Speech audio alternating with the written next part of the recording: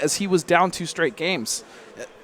Both of these matches in top 8 winners are ridiculous, and they're both classics that we've seen time and time again. I can't wait to see those. Yeah. And then but losers matches. Destroyer versus Hard Shinobi Shaolin. Shaolin actually had 2 upsets on his way to the top 8. He did. He managed to beat both Dragon. No, I'm sorry, not Dragon. He managed to beat Madsen. He beat Madsen first.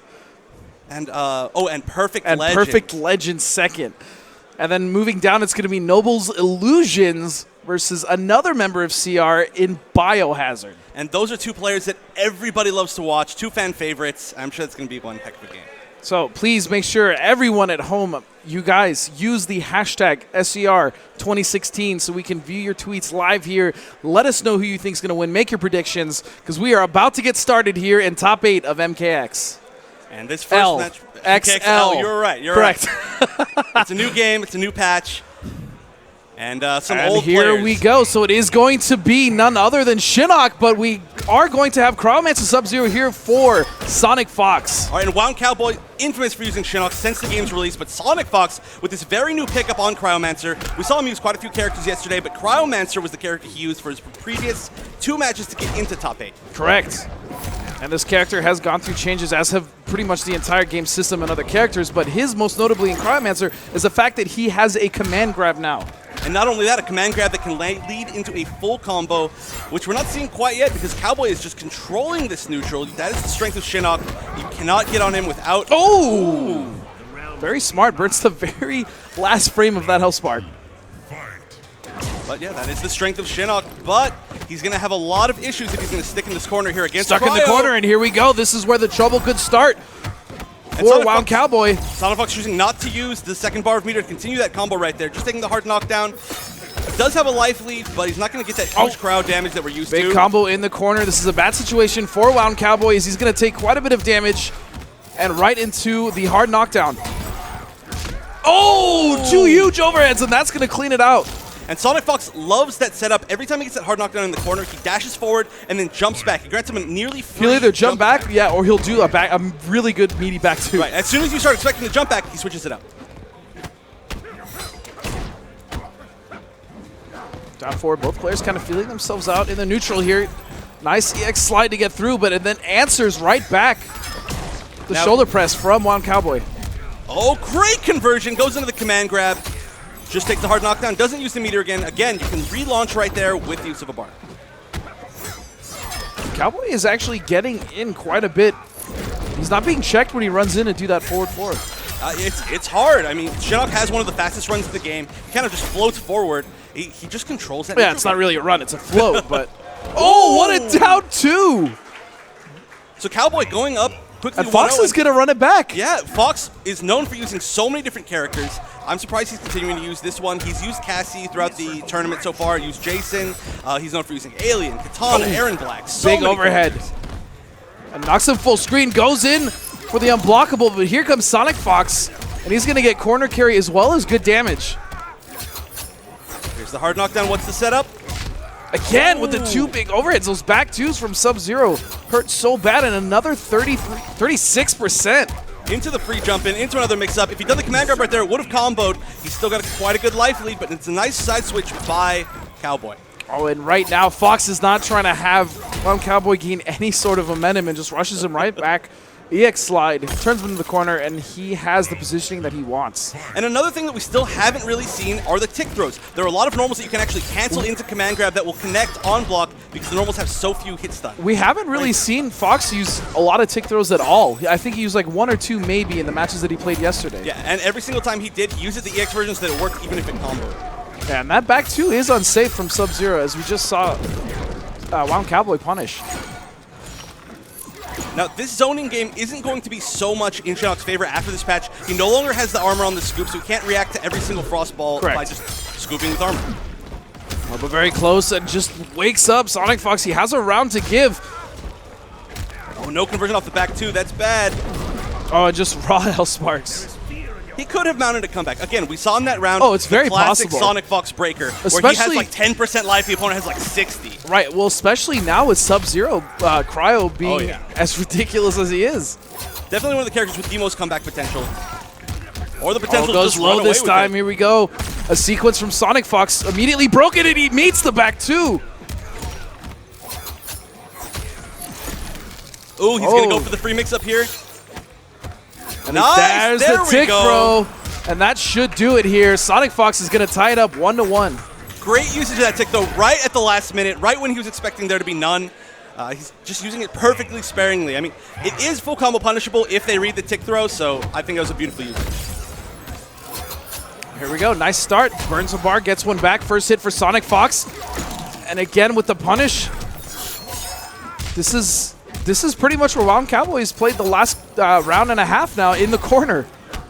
This isn't a stage that has too many good get-out-of-jail-free interactables in the corners, so he does have to really make a good read to get out.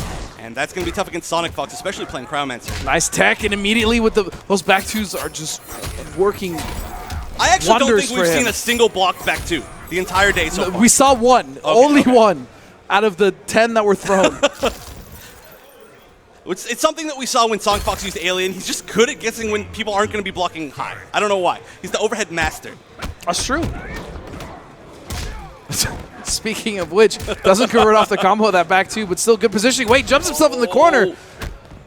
That may have been a mistake. And nice anti-air. Oh no, that was a bad drop conversion. We also haven't seen Cowboy try to block a single one of those slides. Very punishable. That's true, and Sonic Fox is not really using it for the damage. He's using it just to get out of the corner, which is exactly what it's for. Not as deadly in the corner as, you know, you'd say Grandmaster Sub-Zero, but still a huge threat is Cryomancer. Yeah, it's close. Oh, perfect read on that tick throw. Nice usage of the plus frames for me to bring the Hell Spark. Sonic Fox is checking. Now they're trading down force here. Wild Cowboy needs to be careful. Not only just goes right in, never mind. Throws caution to the wind. Fox had a bar, too. That was good, but Wound Cowboy did end in the scoop. He put himself back in the corner. That may have been a mistake. If he'd done any other special right there, he could have kept that corner advantage. Well, he wanted to build meter, but like you said, unfortunately putting himself in the corner, and now this is where he finds himself yet again. Oh, is that a full punish? It is! It is. That was a lot of whiff recovery on that charge. We're starting to see Shinnok use that a lot more. It did get buffed in the last patch. You can meter burner for a full combo now. Right, but if it does whiff, we see right here Sonic Fox taking full advantage of that, put him in the corner. This is dangerous territory now for Wound Cowboy. Oh, hits him with the gimmick. That's reactable. Oh, that's punishable. That isn't quite going to be enough for Chip, but no meter for Cowboy. He's going to have a hard time converting it to any real damage. Yeah, he doesn't have any life left to give, and that's going to do it. Sonic Fox now up 2-1 over his teammate, Wild Cowboy. Wow, use his new character, Cryomancer. That's a character that a lot of people really wanted to see how he was going to do this tournament, and we're seeing it from the best of the best, Sonic Fox. It's not a bad way to start. Oh, no, dude. So we do also know that Cowboy has been really enjoying Necromaster as of late. I mean, he's been using that variation for a really, really long time. I mean, he's used it before. Yeah, we've seen him play Necromancer against some of the best Tanyas in the world when she was the most dominant character, but we haven't seen it recently until this patch just recently gave it a buff. Looks like we still might not see it. Unfortunately, we're not going to see the bone hands. Cowboy is taking a second in the menu. I like that. I like when players do that. They take their time, especially after a loss, going into a round that could potentially be their last, and either winners or losers. And another thing, like I said earlier, that stage was not very good at getting out of jail for free with the corner interactables. This one is much, much better. So we'll see if he gets a little bit of a defensive boost. I was just about to say, not a bad start for Cowboy, but here comes Fox yet again. He's been doing a lot of jumping as well, and it's really been working out for him, oddly enough, because Cowboy is someone that usually keeps pretty good air control. That's true, but Sub-Zero's jumping is really good, and a very nice check with the armor. Yeah, it is. Right there. His jumping is incredibly good.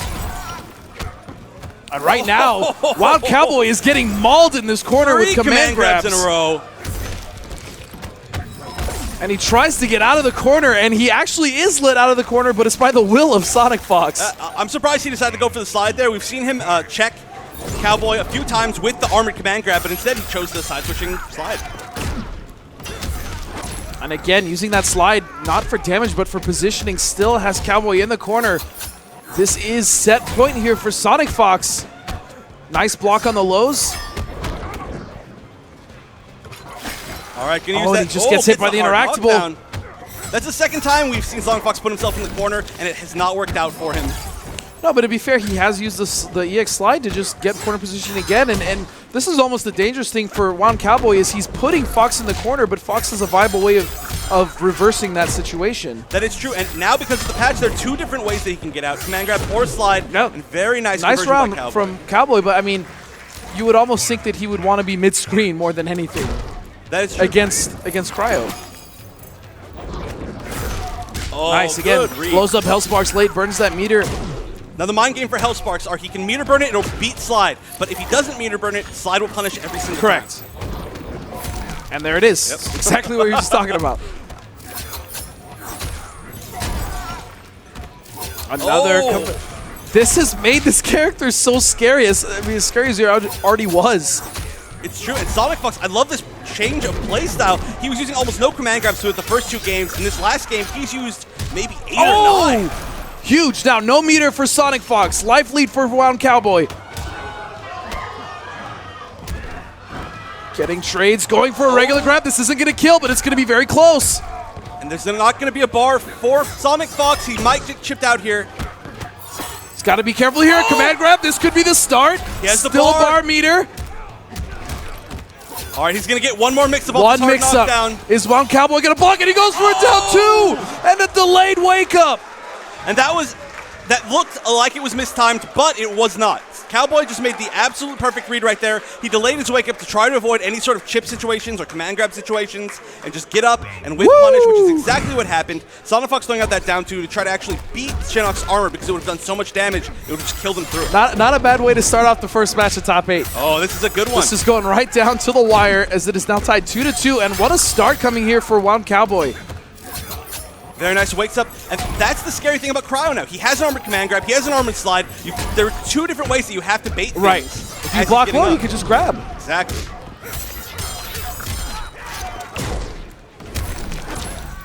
There we go, we're seeing such a great nice block, that's punishable. And this is starting to look very good for Cowboy.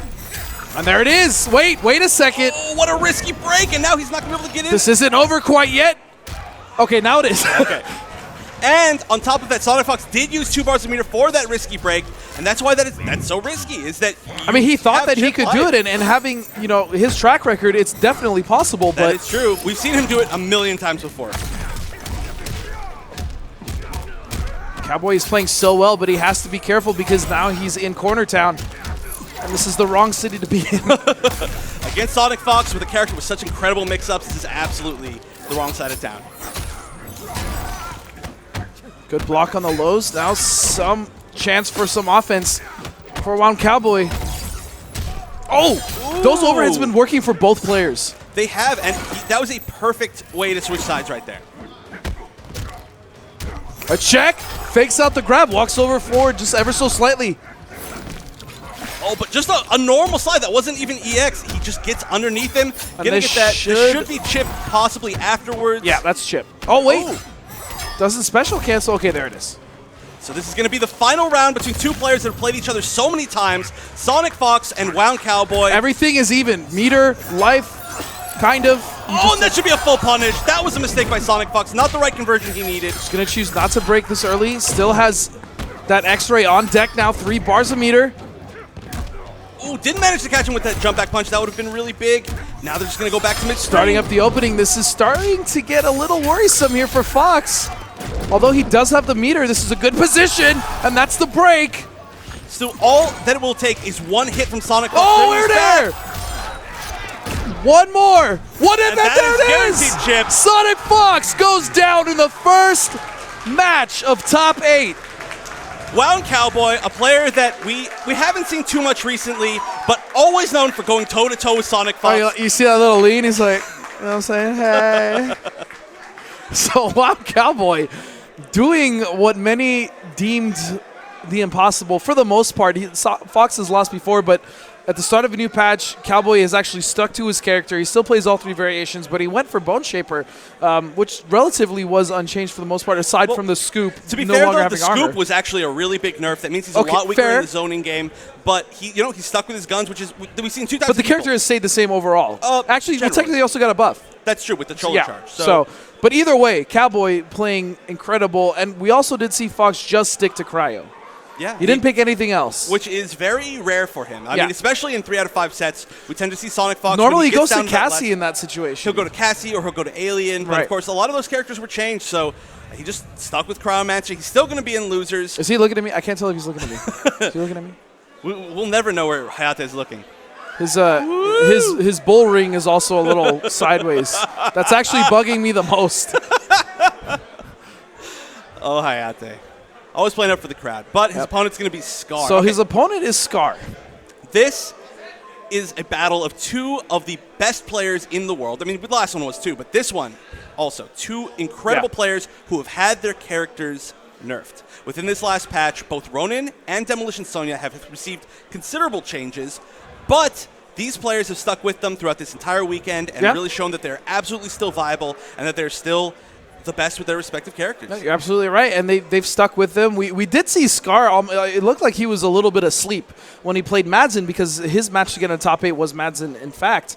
And he was down 2 straight games, and Madsen was playing Grandmaster, and then all of a sudden it was like a flip switched, and Scar just came right back 3 straight games, and he dominated Madsen. He didn't just beat him; he dominated him. Yeah, that was one of the closer matches that we saw of yesterday, and that was the Scar we were used to seeing. If he can keep playing like he played during the second half of that set today, it's going to be really, really hard for Hayate. But if he plays like he did during the first half. Yeah, and Hayate's just been running through the bracket as well. And this is also a shout-out to Madsen, who came all the way from Europe, the only European representative who played so very well all weekend. He almost took out Scar, but alas, he fell. And actually to Shaolin. Shaolin, who's a player that we are going to be seeing later in the top 8. I'm really excited for his matches. He's a little bit of an underdog, but we'll talk about that later because right now we've got Hayate versus Scar. Just 2 incredible players. And you know what else is incredible? Arcade Shock. They absolutely are.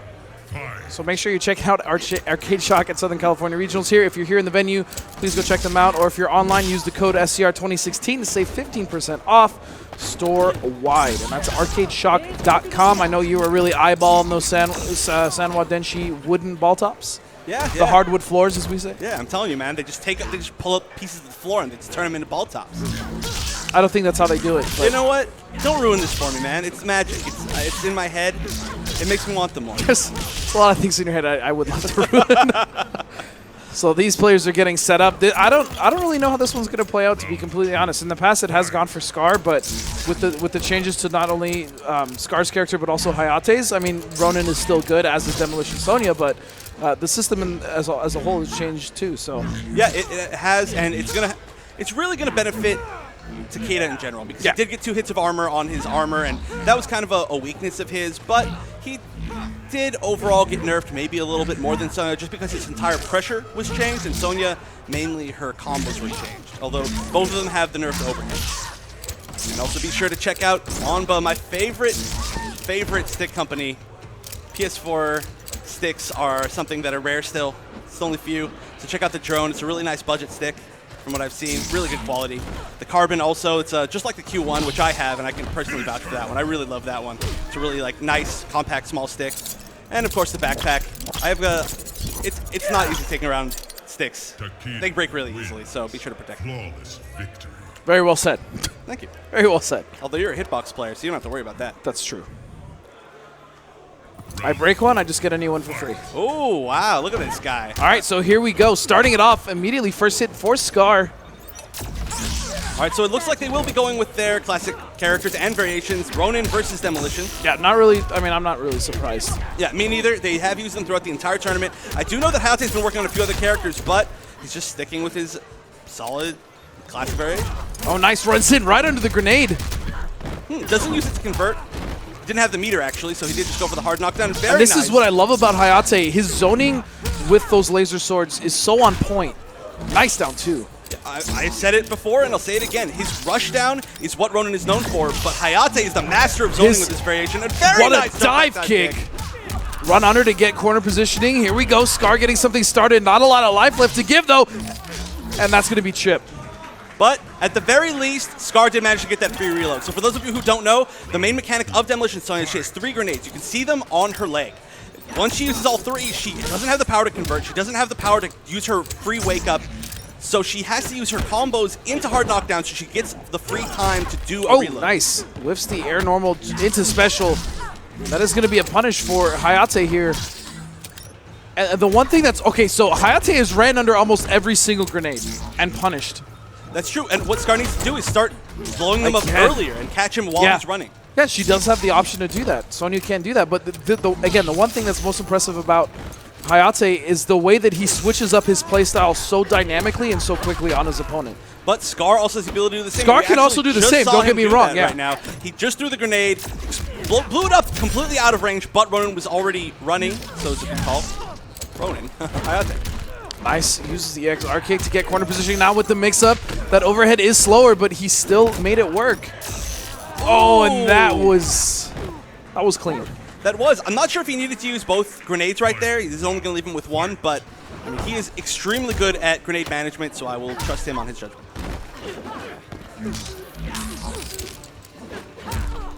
Oh, nice conversion. Oh, almost. There was actually nothing that he could have done to continue that because he already threw his laser sword on the ground. So normally he could have done the uppercut. Unfortunately, he just didn't have the option. These down twos are working so well for Hayate as those anti-airs. And Takeda does have a good down two. He does. It's I mean, it's pretty fast. Doesn't have a great best hitbox, but it's good if you space it right. Oh, big catch. Nice Great conversion. Gonna burn the bar. Hard knockdown. What's the mix-up? Oh, he tried to bait that. He tried. He mistimed that just by a few frames. That was sick. So he tried to compensate for the roll back on the wake up, and he almost had it. It was close. Regardless, he still got all the reads he needed. And Hayate, oh, wait a second. We've seen this before. We have, and this is a character, Smoke, that a lot of players are considering one of the best in the game right now. Yes. With the last system changes, he didn't get affected because he's a character who actually doesn't have armor to begin with. And for those of you who don't know, all armored launchers have been removed. But he still has the ability to warp through the opponent and then whiff punish them. So there are endless possibilities. It's almost like better armor, kind of. Yeah, it's still potentially like a reversal that can get you a full combo. And on top of that, he's known for having a bunch of gaps, but if you can't armor through them into a full combo, I mean, even if you can, if you're only punishing for 10 to 15%, maybe 20 max, it's not a bad risk for him. And this is a matchup that we have seen before, actually. We did see Scar, I believe, 3-0 Hayate's, or no, he 2-0'd him before he switched with Smoke against his Ronin in the Pro League. Yes, that is correct. We still have played this exact matchup before, but it was almost a completely different game. And it's looking like a completely different result so far. Hayate is relentless. As Blanche just quietly watches on. Oh, ends it with such a... What is there blood on her face? Yeah, it's Looks oil, like, actually. That's gross. It's smoke oil. Yeah, somebody get her a napkin, please. Pressure coming in from Scar. I like how he backs off but puts himself in the corner. He's got to be careful. Should be... Oh, he tried to neutral punch that. That is one of the toughest things to deal with about Smoke. Smoke has incredible footsie tools. Back 2-1, it is so hard to deal with. You can't really out-footsie him. You just have to bait those tools. And we see Scar dropping a few things. This could also be because maybe he hasn't played the character in a while. That's true. He might just be used to Sonya. He might not be quite warmed up, but given some time, considering this is a 3 out of 5 set, he might have the chance to warm up with him. All right, what's the mix-up? Just goes for safe pressure, yeah. I like that he actually tried to bait some armor right there with that teleport back. We saw Shaolin do that a lot during the week. Oh! Catches him out of the flip, and Smoke just teleporting around. Should be the kill. This should be the kill, yeah. Good choice, manages to keep him in the thing corner. to notice is that Hayate also doesn't currently have his sword. That's true. You can actually start the round without the sword. That's going to limit his options a lot. He loses the ability to use his sword armor, which is considerably faster than the punches. But now that he's got the offense, he's definitely going to get it back. Yep.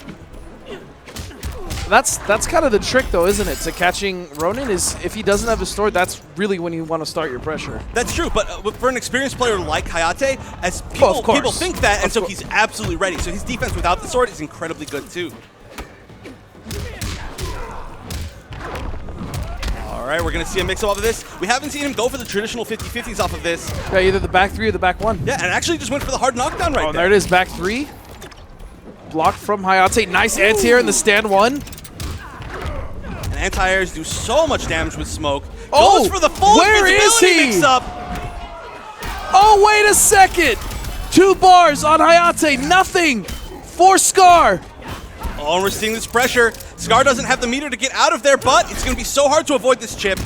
And the teleport and there it catches is. That could have been a really bad situation for Scar right there had Hayate got just anything to connect, if he was able to open up Scar. And let me just point out, during that last round, when he used the full invisibility, he used a very, very hard to block string. He used, it was low, overhead, and you have to time that extremely well, but if you can't see him, it's so hard to block. You can't block what you can't see, my man. Ooh, very nice. Punishes him for throwing out the sword. Oh, and this smoke pick is really working out for Scar. It is. He's using back two so well. He's just teleporting left and right over and over. Somebody needs to count how many times Scar has switched sides in this game. I'd rather not. So another thing I've noticed is that Scar is actually going for safe pressure almost every time after the restand. It's true. Like I said, we've not seen him go for the traditional overhead or low mix. He went. I think he went low once. Yeah. Well, one time, but even then, that was after the knockdown too. So yeah. But you know what? It doesn't look like he needs it right now. He's just playing a pressure game where he's just switching sides with the teleport, just confusing Hayate. Hayate's trying to punish, but Scar's mixing up his options. Oh, that should have. There we go. I was gonna say that should be a punish.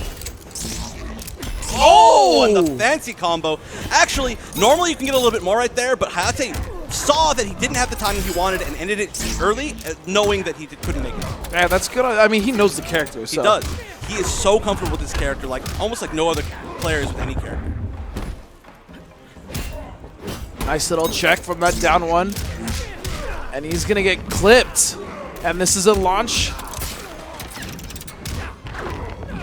All right, just going for the knockdown again. Just going straight for the damage. Oh, and that could have, I believe, been a full whiff punish, but Hayate just getting it down one off of that. He's going to get some nice pressure. Very solid play from Scar. He's not really letting himself get caught too much. That's making it very difficult for Hayate. Oh! Nice conversion. Oh, and he uses that the was meter! So sick. That was one of the most exceptional situational conversions that I've ever seen in this game. That was insane. Oh, this should be damage. Yeah, a lot of momentum now in favor of Hayate. Nice, runs right into a punish. This is Nice, catches him trying to go forward. That's hit it down 3 is plus on block, one of the few ones because it's so slow. Nice, pokes him out of the... Actually launched him a little bit too high. That would have been a beautiful conversion, but now it's going to give Scar a chance. Smoke, all it takes is one hit for him to get you. And a nice block. Oh, but it doesn't matter. That's exactly what we're talking about. That smoke in and smoke away is so good. Oh, and he just resets him with just hits. He we talked about it. He's been going for the pressure 1-1-1 every time. Oh, no. Hayate might be able to build breaker before he dies, but it's going to be very close. Oh, he's not dead quite yet. Oh, but what an option! Oh, and there it is! Using, once again, the EX smoke in or smoke away. And the biggest I don't even know if that's what it's called. I think that is exactly what it's called. Smoke towards, smoke away. Yeah. But the biggest issue here is that Hayate is a master of controlling space with the sword, with his uppercuts, with just everything. His fireballs. It's hard to do that to smoke. It's near impossible to do that with smoke, and we're seeing it right there. He can phase through so many options. He can teleport with his normals. He can teleport from the sky. He can slide across the screen He's low. everywhere. He is seriously everywhere.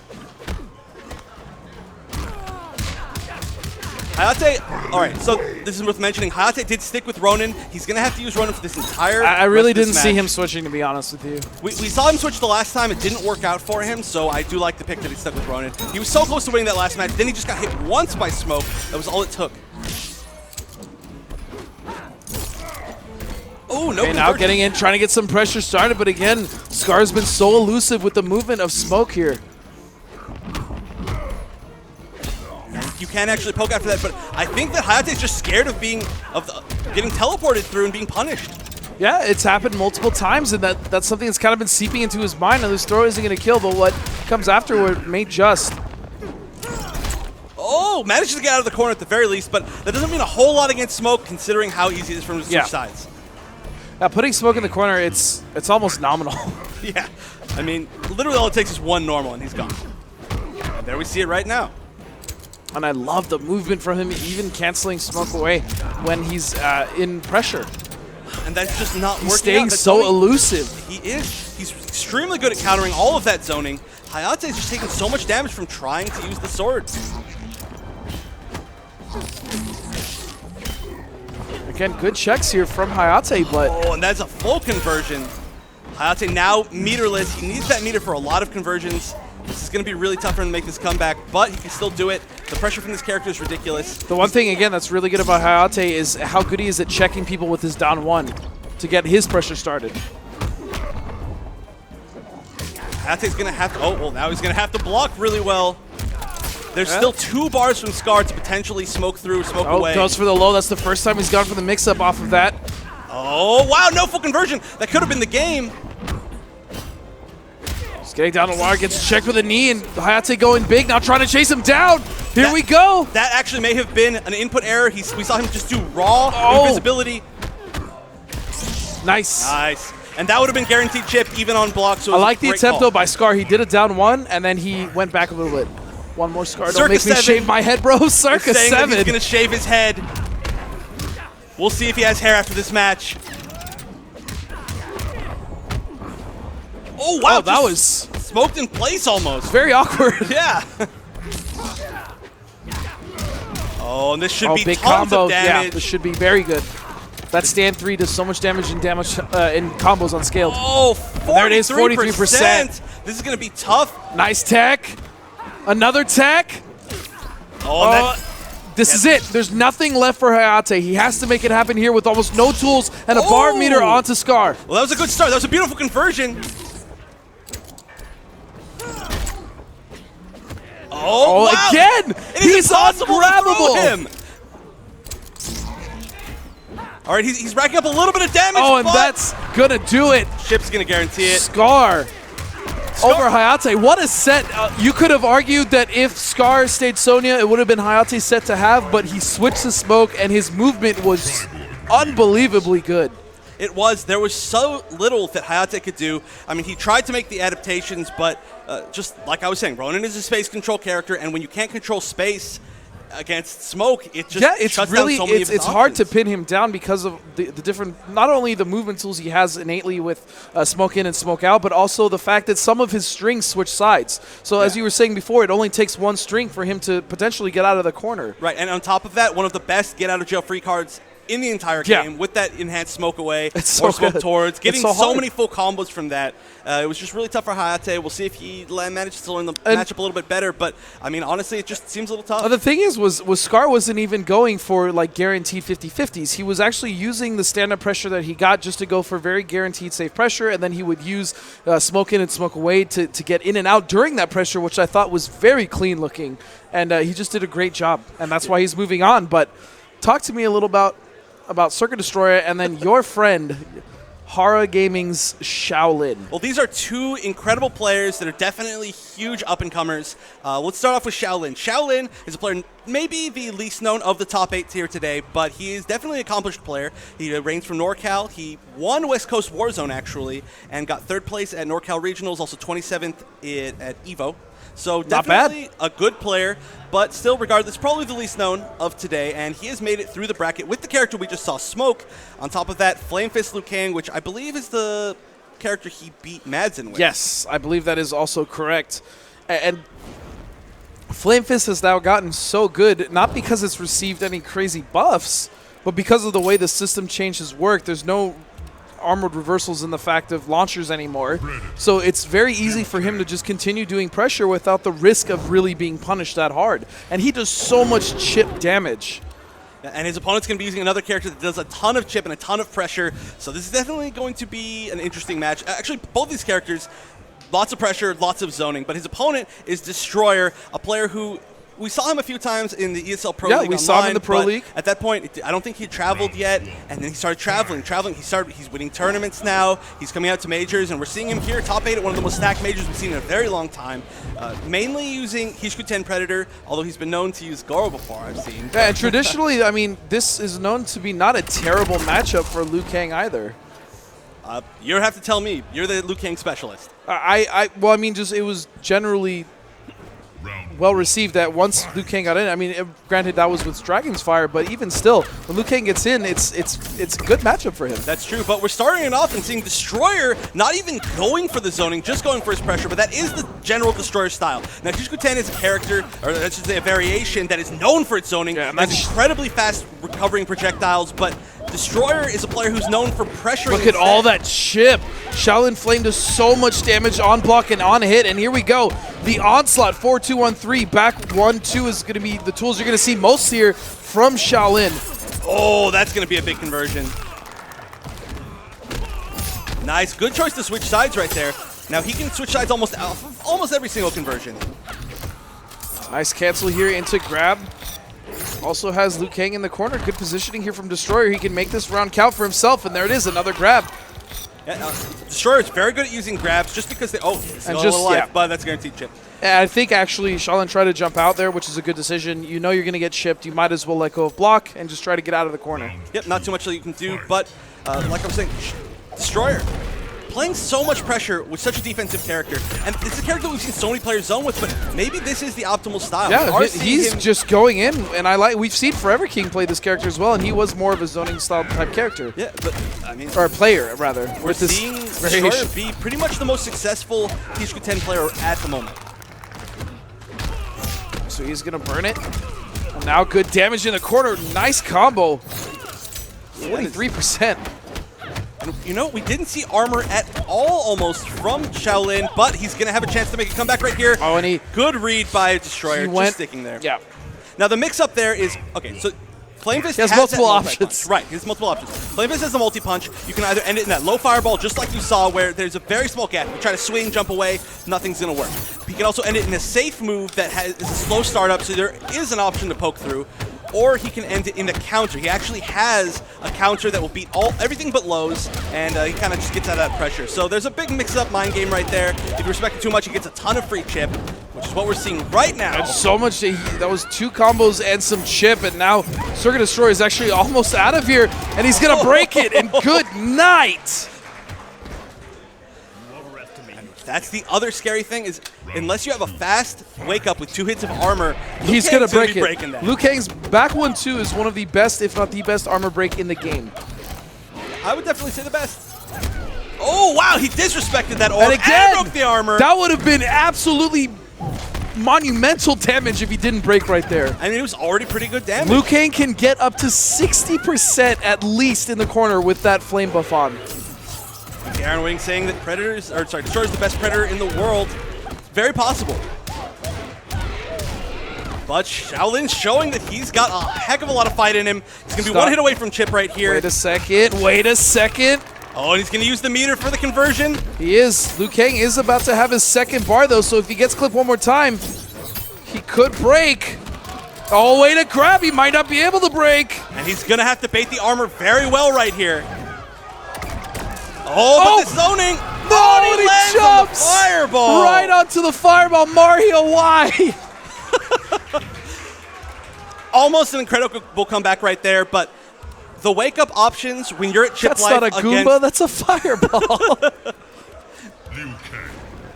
I think he was the one throwing the fireballs, technically. Well, yeah. Just saying. Oh, and we're seeing a switch. Okay, so Tremor is a pretty hot button subject right now as well. Tremor he definitely got buffed. A lot of people are really looking at him again as one of the better zoners in the game, and I'm surprised to see Destroyer go Tremor. I've never personally seen him use Tremor. He's going to be using Crystalline Variation. Maybe, I'm not sure if it's the best bet that he has. He will have a little bit faster armor, but it's not going to nice use the counter. armor as well as he could. Or the Crystal Armor, I guess it's called. Oh, and a drop combo. Oh, that could have been a much bigger punish. I think that was a mistake, yeah. The fact that he's got a 6-frame high now. Ooh, but look at these crispy cancels. And finally, we're seeing the first counter of the game. Shaolin getting out of Actually, that's pressure. the second. Oh, second? You missed one that literally My just apologies. happened. Oh, and an X-ray! Just willing to do it. And that is actually a beautiful option because, as we know, Liu Kang has such amazing armor-breaking abilities, but you can't break the armor of an X-ray. It has, I believe... No, you won't. That was a nice counter. I'll tell you after this. Hold on. Okay. Oh, what a down two! Are you kidding me? All the way behind his head. Okay, so what I was saying is Liu Kang, if timed right with back 1-2 and or windmill punches, you can break an X-ray. Oh wow, I've never seen that happen before. I've done it once. I don't know if it was an X. I don't know how, but it has happened. Oh, and this is going to take him all the way to the corner and get rid of the timing on that buff. We are seeing him rebuff. Very nice. You can cancel the start of that buff in any special, which we saw him cancel into a fireball right there. Nice into a hard knockdown. And now what's the mix-up?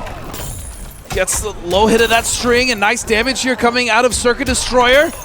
This could be the round now, though. This is the round. Beautiful. We're seeing that Destroyer has a good Crystalline Tremor, but I do have to say, I don't feel like he's used too many of the Crystalline abilities. I feel like maybe he could have gone for another variation, but we'll have to see if he does end up using them in the set. So much damage, and that Shaolin Flame does actually slightly buff grab damage as well. Yeah, all of it adds up. It's a lot of little damage that it adds, but it ends up being a ton. Ooh, but very nice pressure coming from Destroyer. Shaolin's going to get out of the corner. Nice that was not the way to do it. Nice combo here. A chance for Destroyer to bring it back. Oh! Very nice. Uses the crystalline armor changes it. Kill. Oh! Went for the X-ray conversion. Would have seen the brutality, but Shaolin going back to character What select. a great showing from Circa's Destroyer here. Especially after a switch to a character. Oh, wait a second. We just saw this scenario with Smoke. Different opponent, but... That's true, and we're seeing a lot of switches today, which is not surprising me. With all these changes, a lot of characters are going to be, go from people's secondaries to their mains. And Smoke is one of the characters, I believe actually maybe the character that Shaolin used the most getting to top 8. Getting to top 8, okay. And already with a good start. Another thing that we saw... Tremor, again, it's a character that loves controlling space, which is what we saw in that last game. Smoke, very good at countering that. Also really good at getting out of pressure. And Destroyer, just as a player, is such a pressure-heavy player. He loves cancels. He loves just getting people in the corner. And right now, he's actually suffocating Destroyer with all of these strings and Smoke setups. Yeah, we're not even really seeing too much from him yet. And one of the big issues is that Tremor does have a really, really fast high attack, but when he's trying to poke out of pressure... Isn't it 6 frames now? Yeah, the highest 6 frames now, but his low pokes are rather slow. Right, that is true. And that's going to do it for this round. It's going to be Shaolin taking the first round here with the switch to Smoke. Yeah, we're seeing a strong counterpick game. I wonder if Destroyer does lose this one, if he will go back to Predator. Oh, and that's a full punish. Very nice.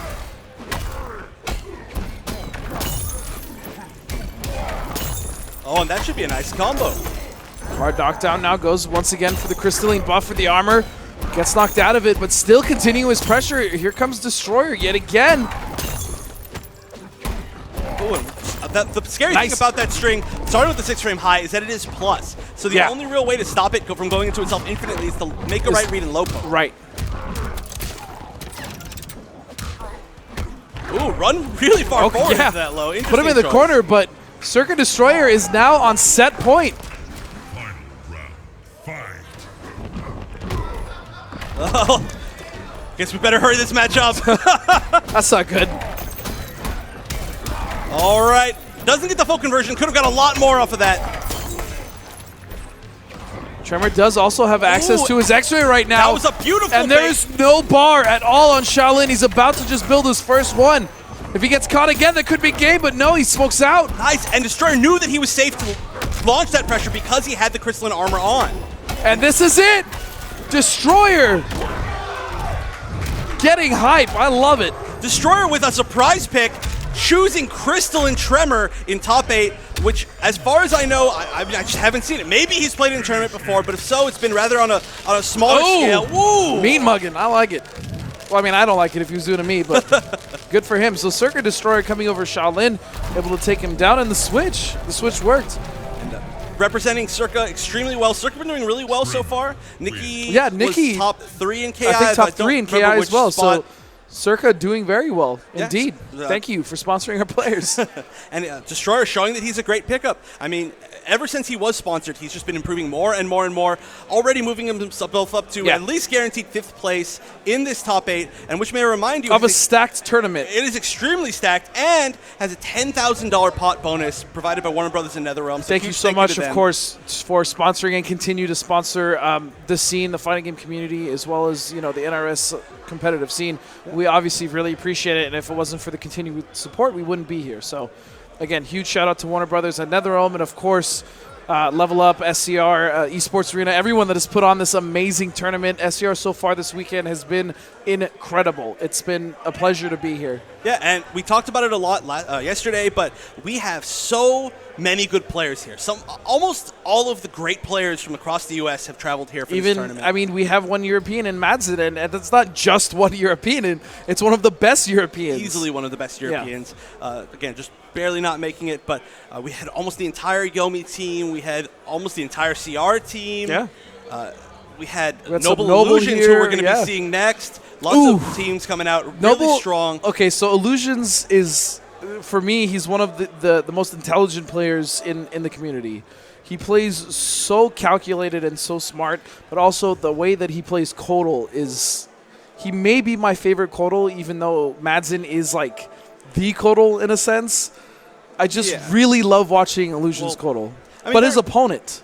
Well, there are quite a few Kodals, just to put that out there. There's a lot of good Kodals. It's based on variations, too. But continuing, his opponent. His opponent is one of the fan favorites, easily the best Ferritor in the world, Biohazard.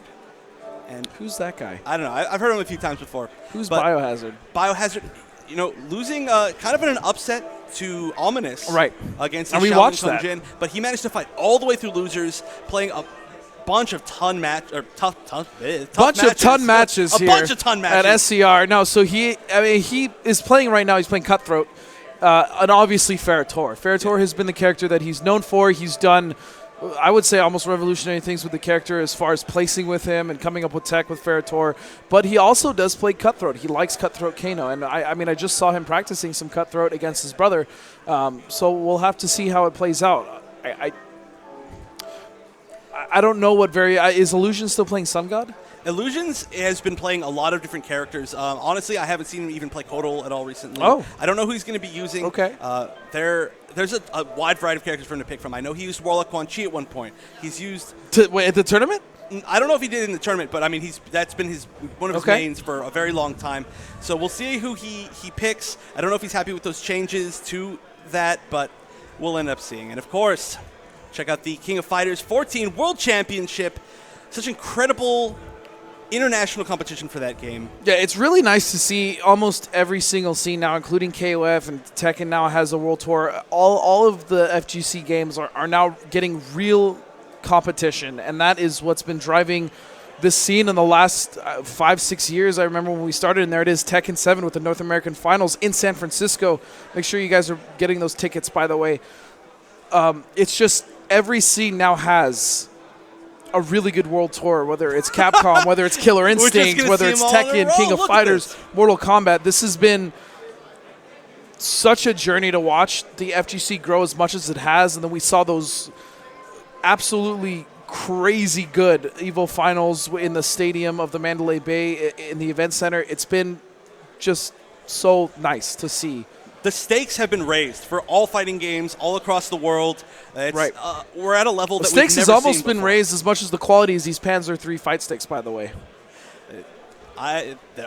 Why settle for plastic? Why settle for plastic indeed? Save 10% during the SCR weekend using promo code SCR2016 at Jason's Customs, and that's Jason's with an ENS customs.com. That looks a lot like Whip from KOF. Kind of, yeah.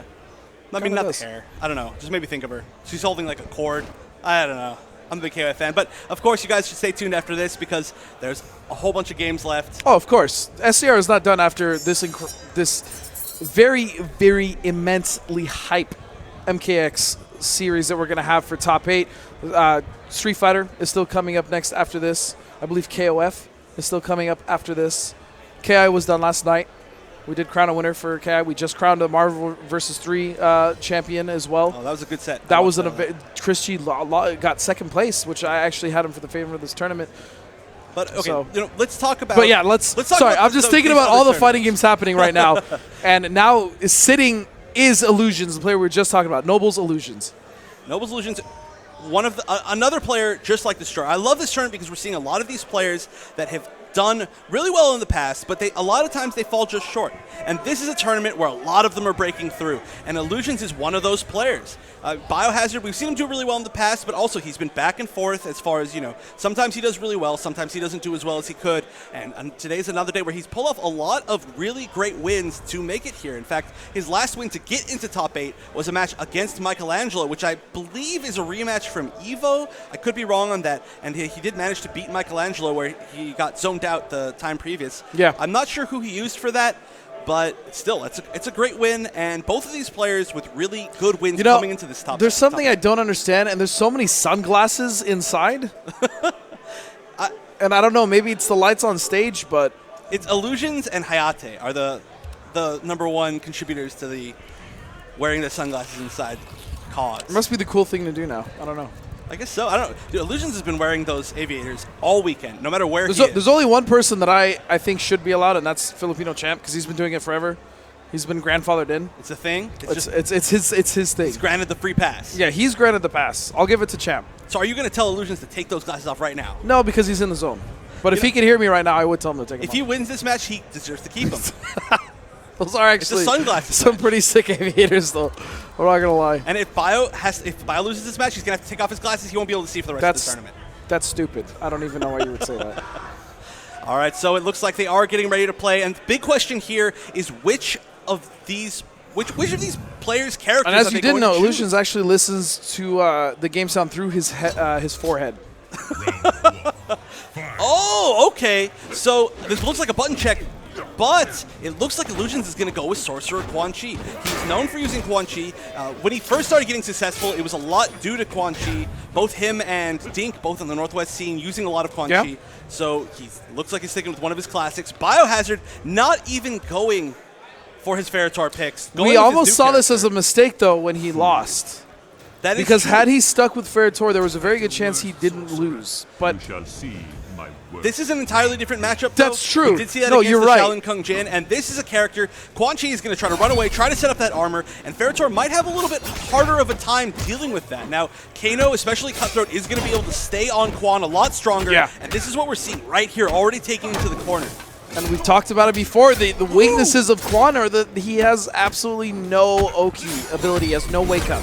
And Sorcerer in particular is very momentum-based. As if he can get this stuff started, use that slow startup portal to grant himself that free hit of armor, then it's really hard to deal with him. But if you don't give him a chance, like we're seeing right here, and that's going to be it. He's weak. Using He's weaker than any other Kano Ball to build some meter at the end, I love it. Also, it's just very, very active, so there was almost no way that he could have gotten out of that. Really, actually no way. Literally impossible. Literally. Really good pressure here from Biohazard. He hasn't let Illusions out of the corner at all. This has been his home, and it could be his grave for this round if he's not able to just get out of there. And very lucky that he caught the end of that string. Just barely, but that was really nice spacing, and this is exactly what he needs. He's going to use the hard knockdown. He's going to summon the armor portal. Now, he does, no matter what he does, as long as he's standing in that portal, no conversion. He's going to have a free hit of armor. It's going to be very hard to pressure him, but he doesn't actually have that much life, so even if he absorbs it, it's going to be tough. He might have a chance to re-summon it. There you go. Oh, Big Skull uses the meter to make that a mid. Oh, and very nice forward 3. Knocks him out of the portal. He's not going to have what a backdash, but that's no longer an overhead. Had that been an overhead, he would have caught Biohazard. And that is one of the biggest changes that we saw in that last patch. The back 2, that giant sword swing, it's not an overhead anymore. A different move of his forward 4, got switched to be his overhead. And we're seeing Illusions really question whether or not that's the pick that he wants. He did manage to get his game started in the very last round, but he was still at kind of a life deficit. It wasn't easy, and he did get pushed out of it. Oh, but it looks like he's going right back into it. Biohazard with his new switch, working out very well for him. Wow, look at his road to top 8. Awesemo, Zyfox, Ominous, Forever King, Michelangelo. Even Revit Leafing is a talented player. Yeah, Revit Leafing. MF Chaos. What a road. What a bumpy road. And he managed to eliminate 2 Yomi players. Oh, but He's going to have trouble eliminating the CR player. He's just stuck in this corner just the entire game. He needs to get out. He does have that interactable right there. If he chooses to spend the meter, it'll get that 2 hits of armor. He'll be able to safely at least check Biohazard on his wake up. Yeah. But he hasn't used it yet. He's still stuck in the corner, finally getting out, but he had to spend a bar on his rune trap. On his rune. Oh, and nice just trading zoning. Oh, but again with that Kano up all, yeah. Biohazard's been great at checking with that the entire day.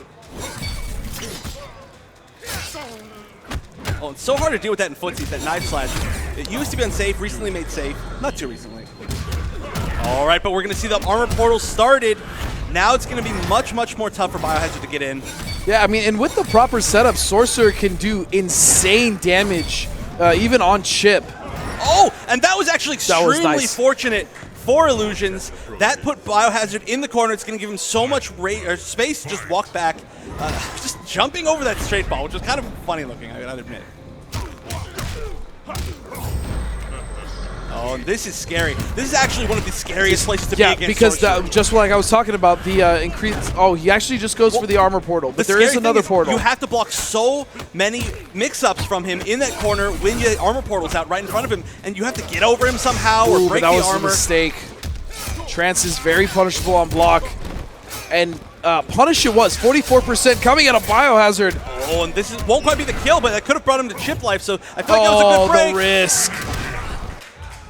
Now, one thing we see right there is a lot of Quan Chi players, after a break, they love just doing raw trance, but Biohazard was completely ready for that. He dashed up and then he blocked it, which allowed him to punish it. The reason why they do it is since after a breaker you lose all of your stamina, you're not going to be able to run up and get a full combo usually, unless you do exactly what Bio just did. So super smart of him.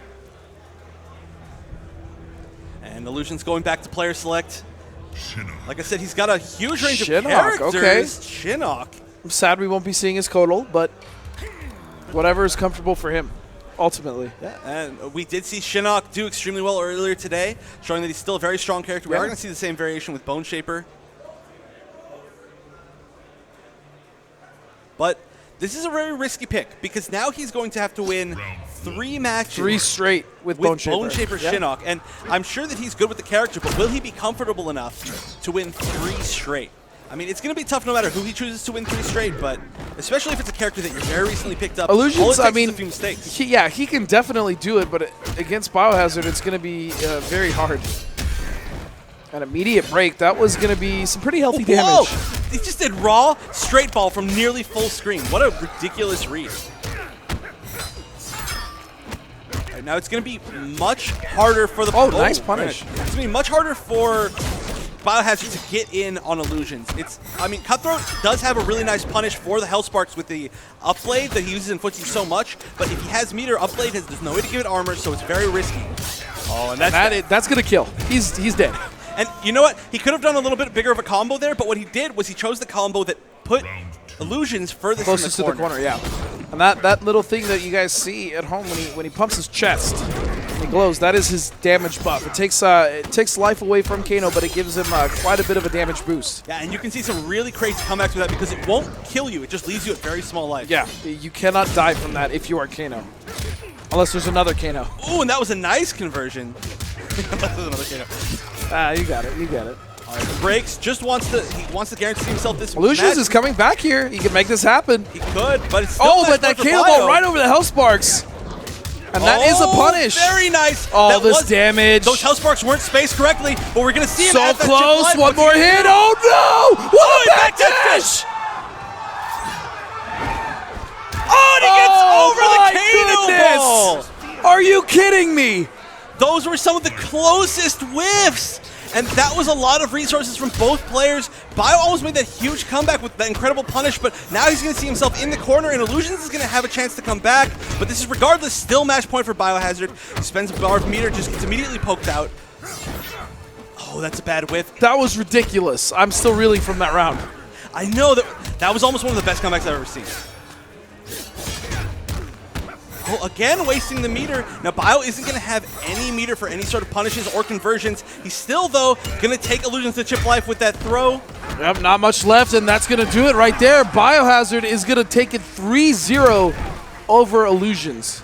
And that's not with Ferritor, which is what we would have expected, but is with what seemingly is his new character, Cutthroat Kano. Cutthroat Kano, and why not? Cutthroat Kano is so solid now, specifically because of the changes. We talked about it. One of the universal system changes is that there's not any armored launchers anymore. You know, admittedly, it's a really weird choice to see Cutthroat Kano because Cutthroat Kano is actually one of the characters that got nerfed the hardest in this last patch. His overhead's not safe. He used to be able to make his overhead and his low both plus. Right. Now there's no way to make it safe at all, and they removed the armor on his buff. So a lot of people are like, I don't know if Cutthroat Kano is good anymore. But Bio's like, I don't care. I've been using Ferritor for years. That's true. I don't care how good you're telling me this character is. He's been using a character that a lot of people kind of wrote off the first half of the game, like, oh, Ferritor's not very good. Some people said he had potential, but no one really showed it until Biohazard came along and showed people, wow, Ferritor is actually kind of ridiculous. Yeah, and he's doing it again with Cutthroat. I mean, of course, there are a bunch of great Cutthroat players already. We saw Yuppei. We've seen... Yeah. I mean, even Nube. Yuppei's like one of the ballsiest Cutthroat Kano players I've ever seen. He is. I love him, dude. He's got such an aggressive playstyle. Yeah. But yeah, we also saw Newbie this weekend, who I just actually called Nube, which is a great mix of both of those Nube, Kano players' names. But Newbie plays all three variations as well. He doesn't just play Cutthroat. We saw a very impressive cybernetic from him, actually. We did, but we're going to see two other impressive players right here. Destroyer, who had I that only see incredible one. 3-0 It's Circuit match. Destroyer. Ooh. You gotta give Sonic Fox some love. There's a reason why he's the number one. Sonic Fox is Mortal Kombat hands player. down the best player in the world right now. There is no one that can even argue that. But he's in loser's bracket right now. That's true. He did lose to his teammate, Wound Cowboy. That's true, which is something we don't see often. A lot of times when they run into each other, it is a classic match. They're always close, but most of the time Sonic Fox wins. However, with all these new character changes, Cowboy managed to win it in that last round, and now sending Sonic Fox down to losers to fight Circuit Destroyer, who did have that incredible 3... No, it was a 3-1. It was 3-1 against Shaolin with Tremor, which is surprising. Yeah, he switched to Tremor, and he really made that character work for himself. Which, like I said, surprising because he is known for Predator. He is maybe the most successful Predator in the world right now, and it looks like he's going to start with Predator. And Sonic Fox not going for Cryo, just going with Cassie, his classic pick. Now, Sonic Fox is known for using Alien a lot. He's clutched out a lot of moments with the Alien. But what a lot of people don't know is that Cassie really is the character that Sonic Fox has used the most in the past 6 to 8 months. You could almost say that Cassie is his character, even though he really doesn't have like a character. Cassie is probably the closest thing to it. It's his most solid character from what we've all seen. He does extremely well with her. He loses almost no matchups consistently with her. Yeah. And we're seeing that start off strong Cassie right is now. still just such a solid character in this game. She is. She's also a character that got very small changes in this last patch. They slowed down that overhead of hers, but it's still relatively fast as we're seeing it hit twice in a row. Yeah. And lightning fast round here for Sonic Fox as he takes it. Round 2. She also started the set between him and Circuit. Circuit Destroyer has showed that he can play very well. We just have to see if nerves against Fox, because we've seen that as a factor before, are going to take a place here. Definitely, but Destroyer is a player who more and more has gotten exposure to the big stage. That's true. And especially, coming off of that big win, he might not be too nervous, but you got to be nervous playing against Sonic Fox. And right now, Sonic Fox is just pressuring him in the corner, but he's going to reverse that. Yep, he's going to burn the meter, reverse it now in the corner. Here comes Fox. Or excuse me, here comes Destroyer now with Fox in the corner. Oh, what a trade! Now that was fortunate for Destroyer, although he lost the round. Actually, that's not fortunate. What happens right there is if you trade with that, actually, sometimes she can combo off of it. No, I know, but he didn't get the combo, which is why. But yes, sometimes that can really work against you. Round 1. Fight. But and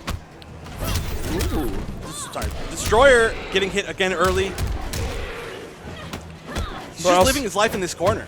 I also want to give a huge shout out to everyone tuning in. Just broke 50,000 viewers. Thank you so much for tuning into the MKX Finals here at SCR 2016.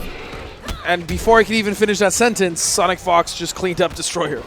Yeah, this is just completely controlled by Sonic Fox. Sonic Fox just locking Destroyer down in the corner. Now, Predator isn't known for having the best armor, but there are some interactables in that corner he could be using. Neither player has used any of those interactables. That swing is very good, at least to check your opponent. Destroyer really hasn't had a chance to do anything. He's been getting absolutely mauled by Sonic Fox right now in the corner with Cassie, and this is pretty much where we find most of his matches take place when he plays this character. And we just saw an armor-breaking setup from Sonic Fox. They actually traded, but Destroyer just not having a chance to do anything against Fox. I wouldn't be surprised if we do see him switch back to Tremor.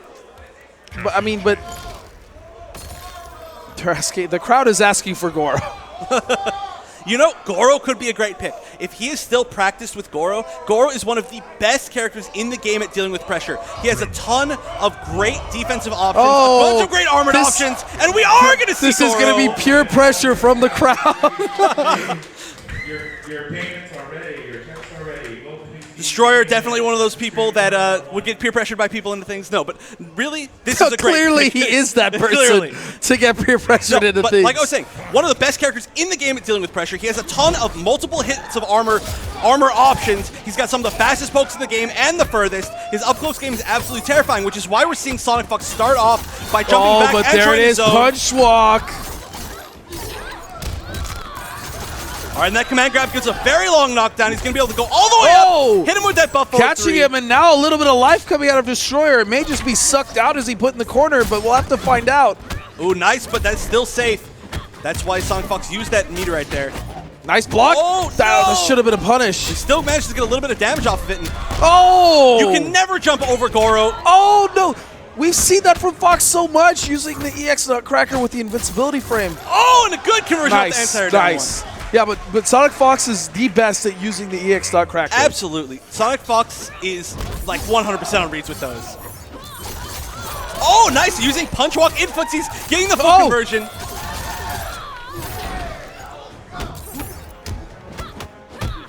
Now he is using Dragon Fang's variation, so he's going to get a lot more damage when he does hit confirm, and he's going to have the options for that low stab that we saw right there. It also buffs the hitbox of his jump attacks and a few other of his moves. Oh, a lot of respect being shown from Destroyer, and that's really what's hurting him. Yeah, he's got the better normals here. He can disrespect her a little bit.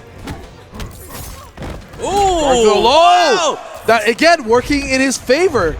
Oh, and now you're going to see Cassie at Chip Life. Those projectiles are so good. And there it is, taking a set, or excuse me, a match. A game. I don't even know what to say. A game off of Sonic Fox with Goro. He took the round, took the game. Oh, two big bodies. What is the state of this game? Two big bodies. Can you imagine a year ago having somebody say, we're in a $10,000 top 8 and we're seeing Goro versus Jason? Well, I don't even think Jason was in the game a year ago. Shut up. you may be right. Then you really wouldn't have been able to believe it. But absolutely, this was not something to expect when this game first came out. Yeah, and it's even still, it's a sight to behold. This is going to be a real brawl. These are two hard-hitting grapplers that have huge normals, and there's not going to be any jumping himself in the corner. This could have been a mistake, but luckily gets a hit now with Punch Walk getting out. But here comes Sonic Fox. Oh, there we go. Now all of those armor all your armor is mute. Yeah. When he puts that damage buff on himself with the green chain, he breaks all armor with any of his hits. Oh, you have 2 hits of armor? That's cute. You have 0. Oh, nice. Hits him with that overhead. Big hits here from Destroyer. Nice command grab from Sonic Fox. Getting with pressure and punch walk. Break. Oh, and there we go. We might actually see zoning. I was wrong about that. And will he get back up or will he keep his meter? It looks like he's getting back up. He wants to win. That's the specialty of this variation. He can spend all of his meter at the end to get back up with a little bit of life based on how much meter he has. Oh, he's trying to desperately. Oh, so much damage. Oh, and he delayed wake up with Sonic Fox. Pulling that win back after he already lost the round. And that's one of the other reasons why Unstoppable Jason is so good. On top of that, since he uses meter to come back to life, he has a buff that built-in meter and life. Again, using that EX Punch Walk has been working so well for Circuit Destroyer. Now going for the reset. And he actually aimed that behind Jason so that he tried to backdash it and up forward dashing into the stomp. Jason getting the white. That white buff you see is actually health regen. And meter. And meter, yes. And the green one, as we said before, the chain gives him damage and armor breaking properties. Nice, but he's going to throw him out of the corner, so that I'm not sure if that was the best option right there. Oh, punch walk, other direction. And that's going to be easy to punish for Jason. There's not going to be enough meter to break this. This might be the kill. Oh, yeah, and there it is. Good Sonic usage of Fox taking out Circuit Destroyer, but not before Destroyer could give us one of the hypest matches so far. Yeah, and what an interesting but great counter pick by Sonic Fox. It's not something that you would imagine. Jason worked. I mean, like we said, he's very, very comfortable with Cassie. We see him choose Cassie all the time. So choosing Jason as a counter pick to the Goro counter pick to Cassie, this is definitely a new meta. We've got a lot to explore. I can't wait to see even what tournaments past this bring, but also what this tournament's going to bring when we have Sonic Fox playing his further matches and all the rest of these players. But you also have to remember, Sonic Fox is in the losers bracket. Yeah, he's he going to was have sent to win there by his teammate, CR Wound Cowboy. And now there's still other CR in this top 8. We also have Biohazard, who is going to be coming up again right now, except this time his opponent is going to be none other than Hayate. Ooh, and this is, again, 2 players that are very fun to watch, 2 players that pretty much are the main players of their characters. I mean, they're the main characters of their characters. Yeah. Ronin, I mean, you and associate Ferritor. them with the characters, so. Right, but we might see Kano again. I wouldn't be surprised at all if we saw Kano again. I actually can't think of a time when these 2 played. I'm sure they have before, but it's just not coming to me off the top of my head. And there we go. We see right there the winner of this match, the Hayate versus Biohazard, will fight Sonic Fox. They get the prize of fighting the Fox. Yeah, and lose the semis, yeah. Both of these players have done really well against Fox in the past. Season 2 finals for ESL, we saw Biohazard 1 hit away from upsetting Sonic Fox and taking that win, and Hayate just constantly challenging him. But especially with all these new character picks, with all of these patch changes, anybody could beat Fox. In fact, let us know, you guys, hashtag SCR2016, if you think Fox is going to make that comeback, if you think he's going to win this tournament again, or if you think someone's going to take him out, tell us who. Could be one of these guys, including this beautiful man, Hayate Alexandre Dubé-Biledo. And he always hates me for saying his name wrong. Ooh, the little tongue. Is that, what is the crowd chanting? Is that cow lick? What is? I have hair flip. Hair flip. They're saying hair flip. There we go. The crowd getting excited for Hayate's hair. Yeah, Bio can't do that. He doesn't. I know. He doesn't have the hair to do so. You need the beautiful hair to get the crowd behind you.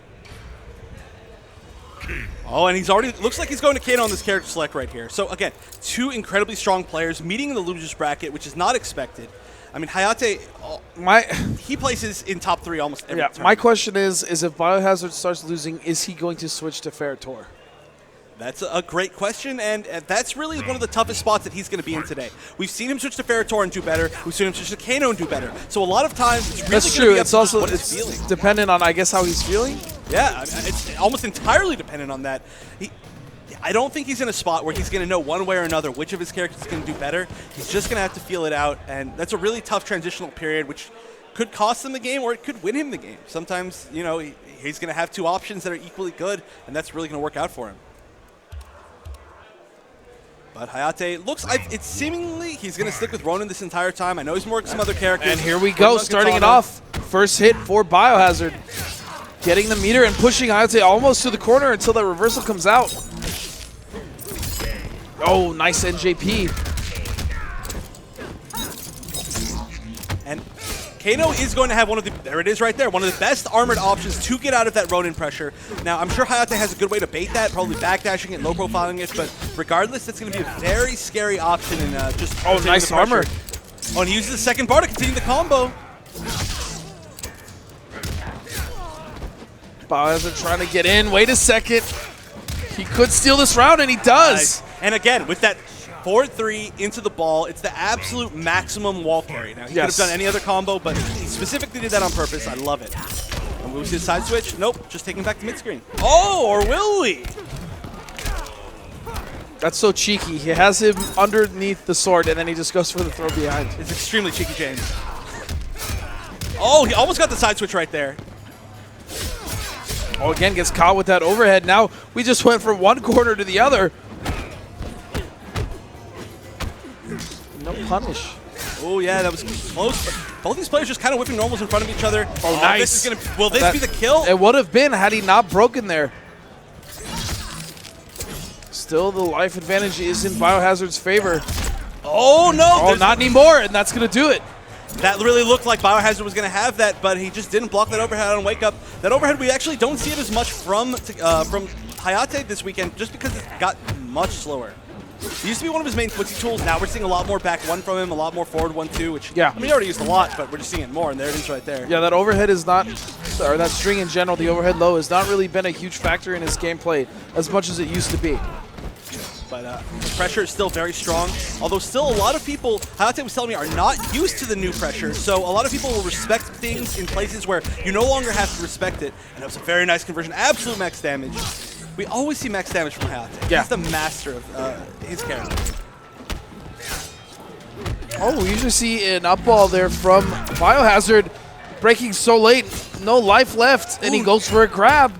No anti-air there, but no meter from Bio. He's not going to be able to get Oh, a he huge gets conversion. a jump in. A lot of down threes. It's like a Ferrotor combo. Oh! And that was beautiful anti-cross-up armor. You actually could have gotten a conversion from that. Yeah. If there was any more life on Kano's side, If. there would have been a combo Yeah. in the corner, and I'm sure Hayate would have been ready for it. But regardless, that was a perfect read. That armor only... Wow, and look at this aggression from Biohazard. So much damage. It's not over yet. Oh, 60%! And what a way to answer back. That was over in a second. Oh, and beautiful whiff punish there as he backdashes for the bait. And that's going to be one of the toughest tools for Hayate to deal with this matchup is that like kind of up knife where it's just an incredibly strong footsie tool. Now, this is what we see so often from Hayate, switching between playstyle zoning to rushdown, but now it's actually going to be Biohazard coming in with a little bit of rushdown. I love his movement, the way he's coming in and out with those backdashes. Both of these players have incredible movement. They both have really far normals, and they're both just baiting them and whip punishing them so well. Yeah, there was no getting away from that. Biohazard he might as well try. It's right. It's the best you can do. Yeah. Kano, of course, has one of the best backdashes He really in the entire does. game, so it's one of the safest options if you're, you don't really have too many other great options. Yeah, no, it's good. Oh, barely lands on the top of that. That is active for so long. The X version becomes mid, it's plus, just stays out there. It's a beam more so than a projectile. Oh, here's the switch. Very nice usage of the armor. He knew that he didn't have the sword back, so he had to use that version. And it's so hard to trip guard Takeda because he has that overhead flip and he can do it in the air. Yeah, and it's safe on block. It's a Oh, very good nice. Big damage coming out of Biohazard, and he also has Hayate in the corner. check. This is going to be one more mix-up till death. Nice block on the overhead, but that's going to be safe if you manage to do the whole string. Oh. And for the second game in a row, Hayate closing it out with the upsword. Yeah. Now this is where the decision This is where we're about to see whether or not he decides to switch to Ferrotor or stick it out with Cutthroat. I mean, and his Cutthroat has not been doing poorly by any stretch of the imagination. No, those have all been extremely close shaves.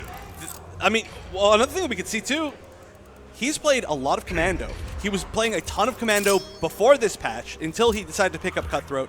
Oh, but hey, you know what? He's sticking with Cutthroat the whole way. Is this the sign that the world's favorite Ferrotor player may be? It's no longer the Ferrotor player? Yeah, it may be a Kano player now. Which, I mean, completely understandably, he's been doing extremely well. He pulled off a lot of upsets this weekend, and or not even upsets, but great wins this weekend. Made it all the way here to top 8. He's going to get a share of that 10,000, and this is still a new character for him. That just shows how good he is with him already. Yeah, Matt's really good with everyone. Excuse me, Biohazard. Matt, you love Jupiter. Well, I mean, that's he's his Matt name. too. He's Matt too. He's Matt too, yeah. I just never heard anybody call him Matt, I guess. Sorry. All right. Nice combo conversion there from Hayate.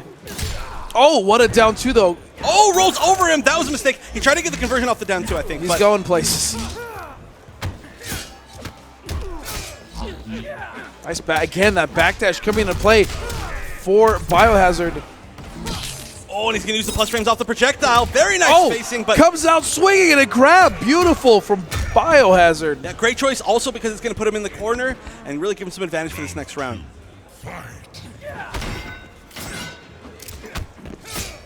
Now there is a gap in between that forward 4 knee and the up slash, so we just haven't seen it kind of interrupted yet. Oh, nice tech. Hayate is also very slippery. It's difficult to grab him. Yeah, we saw him take 3 throws in a row. I think it's the first time we've seen that overhead ball from Biohazard. Yeah, well, most of the time now you're going to see just the raw overhead because he is playing Cutthroat. We do see the ball a lot more like in cybernetic play or in commando play. Ooh, and a beautiful whip punish.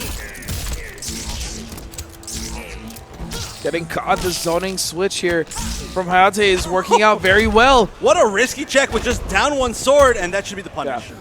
I like that up all, regardless of whether it worked or not. It built meter, and it got him out of the corner, kind of. Fight. Yeah, at least he's creating some space. Yeah. But also Hayate, he can use the space either way. We're seeing him now just choose to zone. Yeah, that's the really difficult thing. Unless you're standing absolutely full screen. Oh, nice. Again, using that armored up ball after the up slash. Yeah, it is safe on block, 6-frame startup, one of the best on moves in the game. Easy. Ooh, lands on that. He actually might have been able to straight ball and get a conversion off that. That would have been really hard, but... Oh, again! That's the second time we've seen that from him today. What, that's his jump 4, correct? That is his jump 4, and Hayate just showing that he's so ready to convert off everything, that comfortability with the character that nobody else has. A bar, a meter on Kano. Nice reflect. And that is always so scary. When that sword is under you, you're trying to respect him, but then the throw could be into Chip, and Hayate There it is. taking it 3-0 over CR Biohazard, advancing to fight Sonic Fox, which is a crazy match for losers bracket. Regardless, great play by Biohazard today, using a new character for him, showing that he's already one of the top Kanos. I hope that we get to see a lot more of his Kano, but I still, sure of course, we hope will. we get to see more of his Ferritor. Everybody loves watching the Ferritor. Yeah, it's going to be sad to see his Ferritor go if he decides to drop the character, but I mean, his Cutthroat Kano is also very impressive, so extremely impressive. it's tough. We'll see more of it in the future, I'm sure, but okay, the remaining players that we have in this tournament are ridiculous. I mean, There's four players left in this tournament. Winner's side is going to be Scar, Panda Global Scar versus Critical Reactions Wound Cowboy. Yeah. And Cowboy. now in the losers bracket, You know, honestly, a lot of people could see this losers bracket match and say, "Oh, was that grand finals?" Easily. I mean, no questions asked. one of these players is going home. It's going to be Hayate versus Critical Reactions Sonic Fox. Also, be sure to check out World 8 video games. They got a nice setup outside today. You're familiar with World 8? I am familiar with World 8. They've I've been at tournaments there for Mortal Kombat, for Street Fighter. They have a lot of community involvement. They're a really great little store.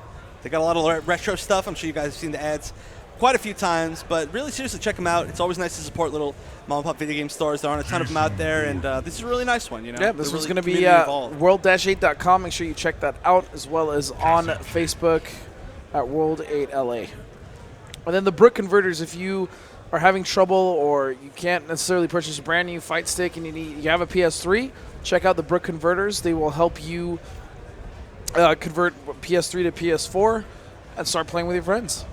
Yeah, or the Universal Fighting Board, which you can put that into any stick, make it work on anything.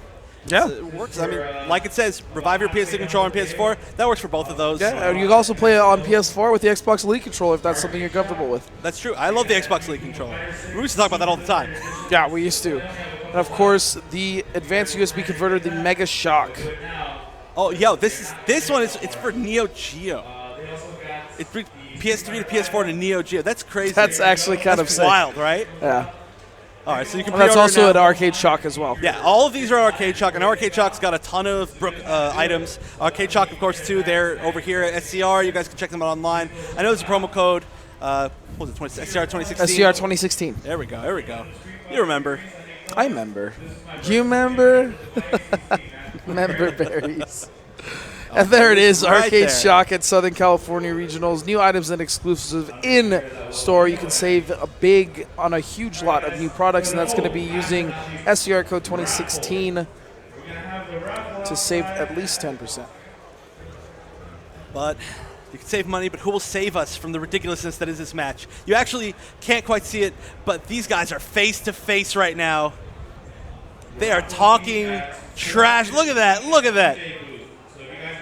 Hayate, stone-faced. He's like ready. how- Taking off the sunglasses. No, putting he on his real took glasses. off the sunglasses the first time. But this I is like still how he tight. put them back on until Sonic Fox got on stage, and then he put on his regular glasses. He needs as the if- entrance. Because he stayed on stage the whole time. Oh. Well, it's still his entrance. You're right, though. He's ready, dude. Hayate, always somebody who loves playing to the crowd. He loves the excitement. He loves his fans. But it's because he's such an exciting player to watch. He really, he's always been a great player, but he didn't really get to travel too much. And then one day, he came out of nowhere. One day. Oh, It's like the legend of Hayate. Is this a real button check? Is this a real match? I am very confused. This looks like a real match. All right, so Wait, Hayate. Is Hayate using Brawler? He's using Brawler Cassie Cage. Okay, well, this is a character that I do know he's been playing. I saw him living with it a little bit when we had our local earlier this week. So Hayate, for the first time this tournament, as far as I know, not using Ronin Takeda. Yeah, I'm sorry for being so thrown off at the start. I didn't know if this was real. Yeah, I was confused, and we've also seen Sonic Fox use Cassie a few times, but Sonic Fox going with Unstoppable Jason, Hayate going with Brawler Cassie. Sonic Fox has, if not the best Jason, his Jason is so good. Yeah, I mean, there are quite a few good Jasons out there, but there are he's multiple really showing good Jasons. that, especially using Unstoppable, he is a pro right now. Yeah, White Boy had a really good Jason as well. White Boy, who's actually in the Yeah, building. he was here. Yeah, shout outs to him. Oh, and a very nice whiff punish by Hayate.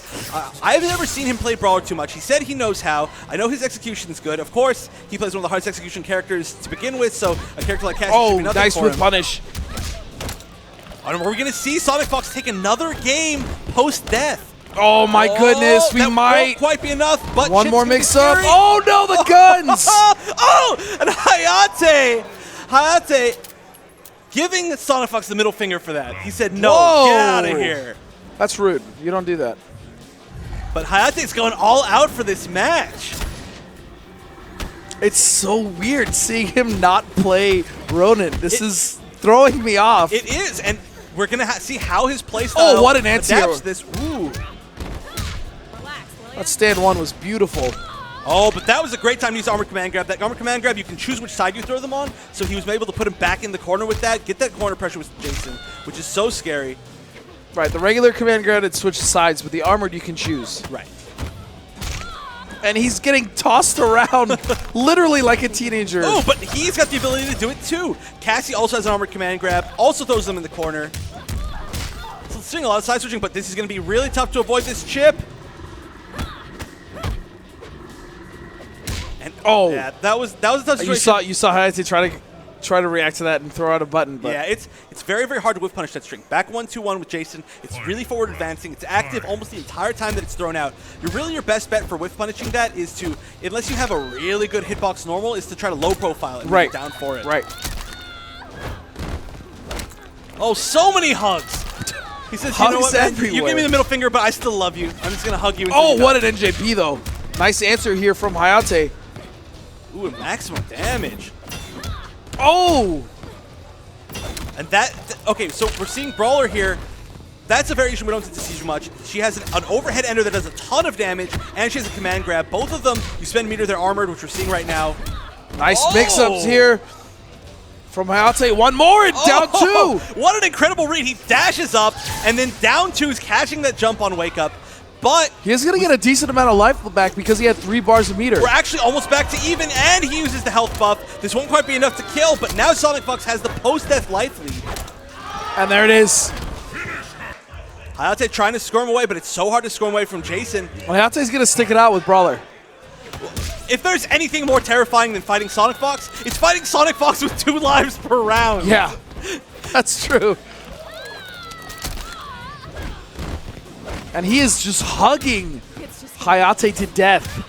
I love this style from Sonic Fox where he doesn't care about the corner. He's willing to absolutely just switch sides no matter what because he gets that free Oki off of each of his enders, each of his command grabs every single time anyway. But the corner is always nice. Sure. Nice. Ooh, Gets a hit, but nothing else afterwards. And again with another choke from Sonic Fox and his big boots. Just putting down Hayate. And that's the scary thing here is Hayate now is trying to wiggle out of the command grabs, but Sonic Fox is mixing up so well between command grab and just raw hits. And it's so much damage back into the situation. Same situation off of both big of those damage. options. Nice trip guard from Hayate. Still gets caught. He's stuck in that corner. This is where his home has been. All right, Hayate switching sides. There we go. Nice. Oh, misses the ender right there. Could have got a little bit more damage. This is a chance for Hayate, but look at Sonic Fox slowly building bar. That's going to help him come back. Jumps in the corner. Wait, don't do that. And throws it back in the corner. What's the mix-up? Nice block. He actually could have ticked it off of that. Oh, he tried to convert with flip kick. And there's a down 2. Okay, catching Sonic Fox. Sonic Fox using the meter. All the meter. Getting a little bit left in an X-ray. He said, not again. Not this time. I'm doing everything I can to kill you. So, a good pick right there. All right, going into Sonic. Sorry, Yeah, it was a good choice. It is still the final round, though. It's not over yet. Sonic Fox still with a 1-game lead. And now both buffs. Ooh, and that's a big combo in the Ouch. corner. And a drop combo from Hayate. Very uncharacteristic, but this isn't the character he's most comfortable with. Oh, wow. Well, I don't know sure what that whiff was right there. Again, pushing Sonic Fox to the corner, but this isn't the biggest of deals. Simply because, nice jump, baits it out. The problem is if he gets Sonic Fox in the corner, Sonic Fox can still just grab him and switch positions instantly. Right, so it's almost With better armor to keep him in the mid-screen. Yeah. Oh, and this is going to be a lot of damage. It won't quite be enough to kill, but there's still one more mix-up here, and no meter from Hayate to armor. Oh, and just he went for it. Oh. Some stay. Her head is still flying. It may have reached outer space, traveling through the planets. Oh, wow. You could have just left it, and it would have been fine. Hayate going back in with Cassie. Nice block. That is an overhead. It's not a true command grab. Oh, and putting on both bumps just in his face. Just very much disrespecting him right there. And going to command grab in the corner. This is very scary for Hayate. Tries to armor out, but the damage won't persist. These boots! Ooh, Sonic Fox using the breaker. Just kicking Hayate's teeth in over and over again. And the scary thing about this matchup is that even though they are both up-close brawling characters, if Jason just sits back, puts on the life buff, he's going to build a ton of meter, a ton of life. Yeah, you can't. You have to challenge him. The problem is once he has that on, you can't just leave him alone. You're like, okay, well, I'm full screen, he's full screen, we're safe. No, that's not how it works. It's so funny to think that Jason fits Sonic Fox's playstyle so well. Who character doesn't that fit his playstyle well? Right, but Jason yeah. specifically. That's true. It works out for him. Another character we just don't see too many people playing, but this is not looking great for Hayate. He's going to get hit with a hard knockdown. This is match point for Sonic Fox. Winner of this is going to make it into the top 3. Oh, but a nice command grab. Hayate still has a chance. Wait. Oh. Classic Fox. Nice whiff punish here coming from Hayate. He's not just quite done yet, but look at all the meter. Oh! And he gets the brutal. Very nice. That's a brutal you almost don't see ever. You have to X-ray from so far away. Sonic Fox saving his meter. If that didn't work, that was going to be scary because he would have lost all of his meter. But Hayate going out with a strong 4th. Sonic Fox moving back up into top 3. He's going to be facing It was the so, loser it's, I mean, that wasn't by any means poorly played by Hayate, but just to see him not play Ronin, it's so odd to me.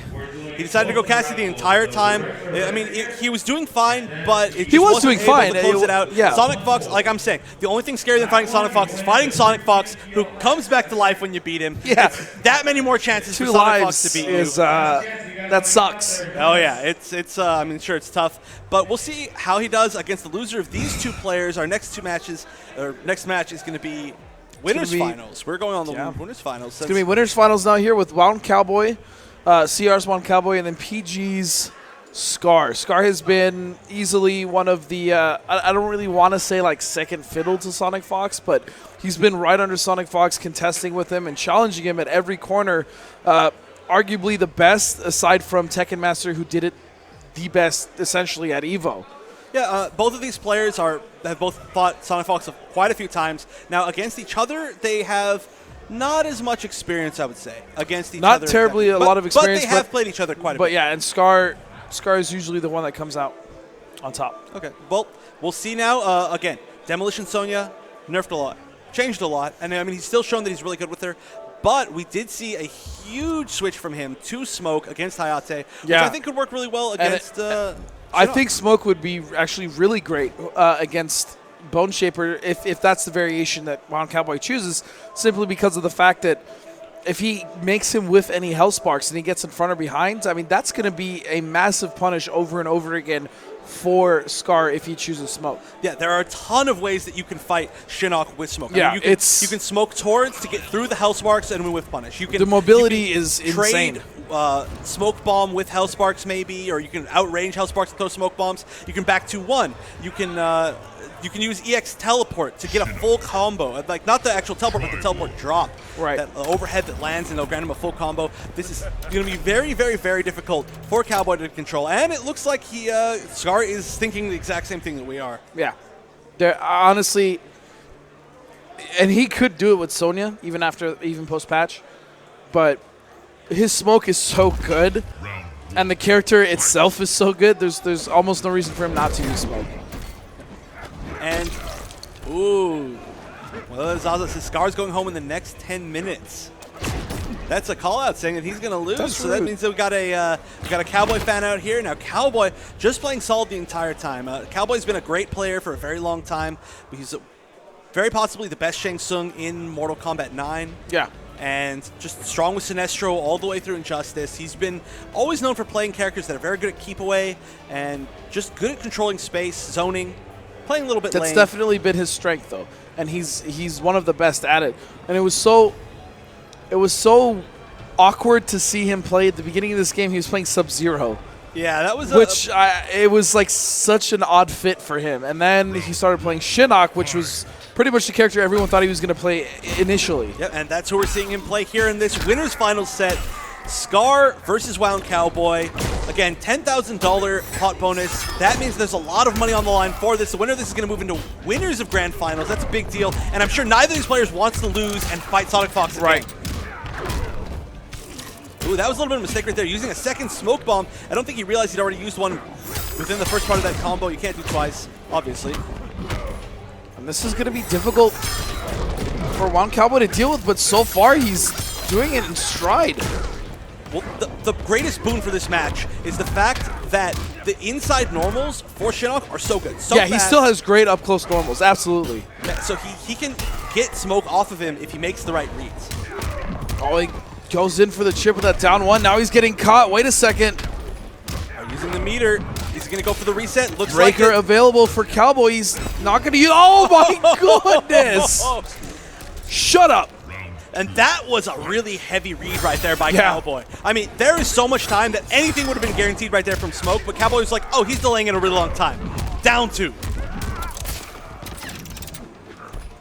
Oh, and he misses his jump in. We're actually seeing quite a few execution errors from Scar right now. I'm not sure exactly what it is, but we didn't see them in that last set. So I talked to Scar before the set, and he's like, honestly, I haven't even really been playing that much. Really? That could be a factor that maybe he's a little out of practice. It doesn't look like it, aside from a few drop combos, but...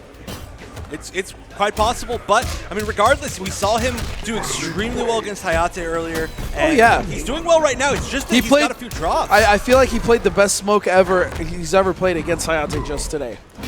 Very possible. I mean, we've seen him beat him with him before, so it's hard to say, but he's obviously here for a reason here in Winners Finals. And he just wakes up 1-1-1. All right, going for the hard knockdown. What's the mix-up? Nice! That's and he goes for the overhead, that back one finally. That's something that we haven't really been seeing from Scar. He's been refraining from using the back one or the back three, using either mix-up low or high. But now, and that is what we were talking about, Evan. Yeah, going right through that projectile. But wow, what a risky read by Cowboy. 100% sure that he was going to make it. That's going to put him out of the corner, but again, against smoke, like we said earlier, it doesn't really matter that much. No. Ooh, nice. Smoke. That was far. The smoke really has no corner weakness because he gets out so easily. Oh, no conversion off of that. He didn't have the meter because he used the meter for the arm in the first place. Overhead coming out. We've seen a lot of overheads from Cowboy, and most of them have actually been successful in connecting. And it's really interesting to me. Cowboy never goes for the optimal combo off the overhead. I mean, you can get a lot of damage. You can get the restand. You can get the mix-up, but he always just goes for a scoop. And that's a lot of damage left on the table, but I guess he's just not... He just doesn't think it's worth, like, potentially dropping it. It's not the easiest of combos. The timing is a little weird, yeah. And that should be a punish. And there it is. And that's the second time in that set that we've seen Scar miss that hit confirm and then spear off the second hit it back 2-1 when he didn't hit, then get punished for it. I just feel like he's not playing as solid as we saw him against Hayate. We'll see if he can kind of fix it in this match. But yeah, he didn't really drop anything, honestly, against Hayate. Yeah, aside from like the first, confirms. there was like the first round where he was looked a little rusty, and then after that round, he looked clean as hell. Yeah, and he's looking clean again right now. Gonna take the knockdown. What's the mix-up? Nice block by Cowboy. Oh, try to get in and overhead. So that time I would understand because he puts himself in the corner. The biggest difference here between this and the Ronin matchup is the fact that, except for that string that you saw right there, Shinnok doesn't have to commit nearly as much to his string, so a lot of times when you smoke through stuff, he's going to be able to recover in time and actually maybe even beat out Smoke on his recovery. Again, another overhead. There we go. That's a full combo from Oh, it. he tries again. Insane. I've never seen so many overheads out of Wound Cowboy in my life. Hey, they're hitting, and to be honest, it's not going to be an easy punish if you space it correctly. Smoke doesn't have anything that's like super fast and super far. Forward one or standing one are really his best bet, but yeah, if you space it correctly, it's a safe overhead. Funky little exchanges there as they traded, and now pressure is still coming out of Wound Cowboy with the forward fours. Getting a lot of mileage out of that string. I mean, that is essentially his best string in Bone Shaper, forward four. Oh, yeah. I mean, forward 4-1 down the down fastest 2. low in the entire game that can start a combo. So 7 frames. In fact, it's the fastest non-high in the game that can start a combo. 7 frames. Yes.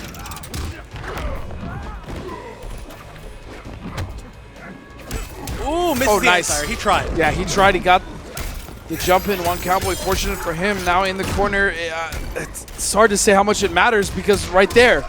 Oh, this is going to be a lot of damage. Can he kill him with just the damage, or is he going to have to get some chip afterwards? If so, that's going to be scary.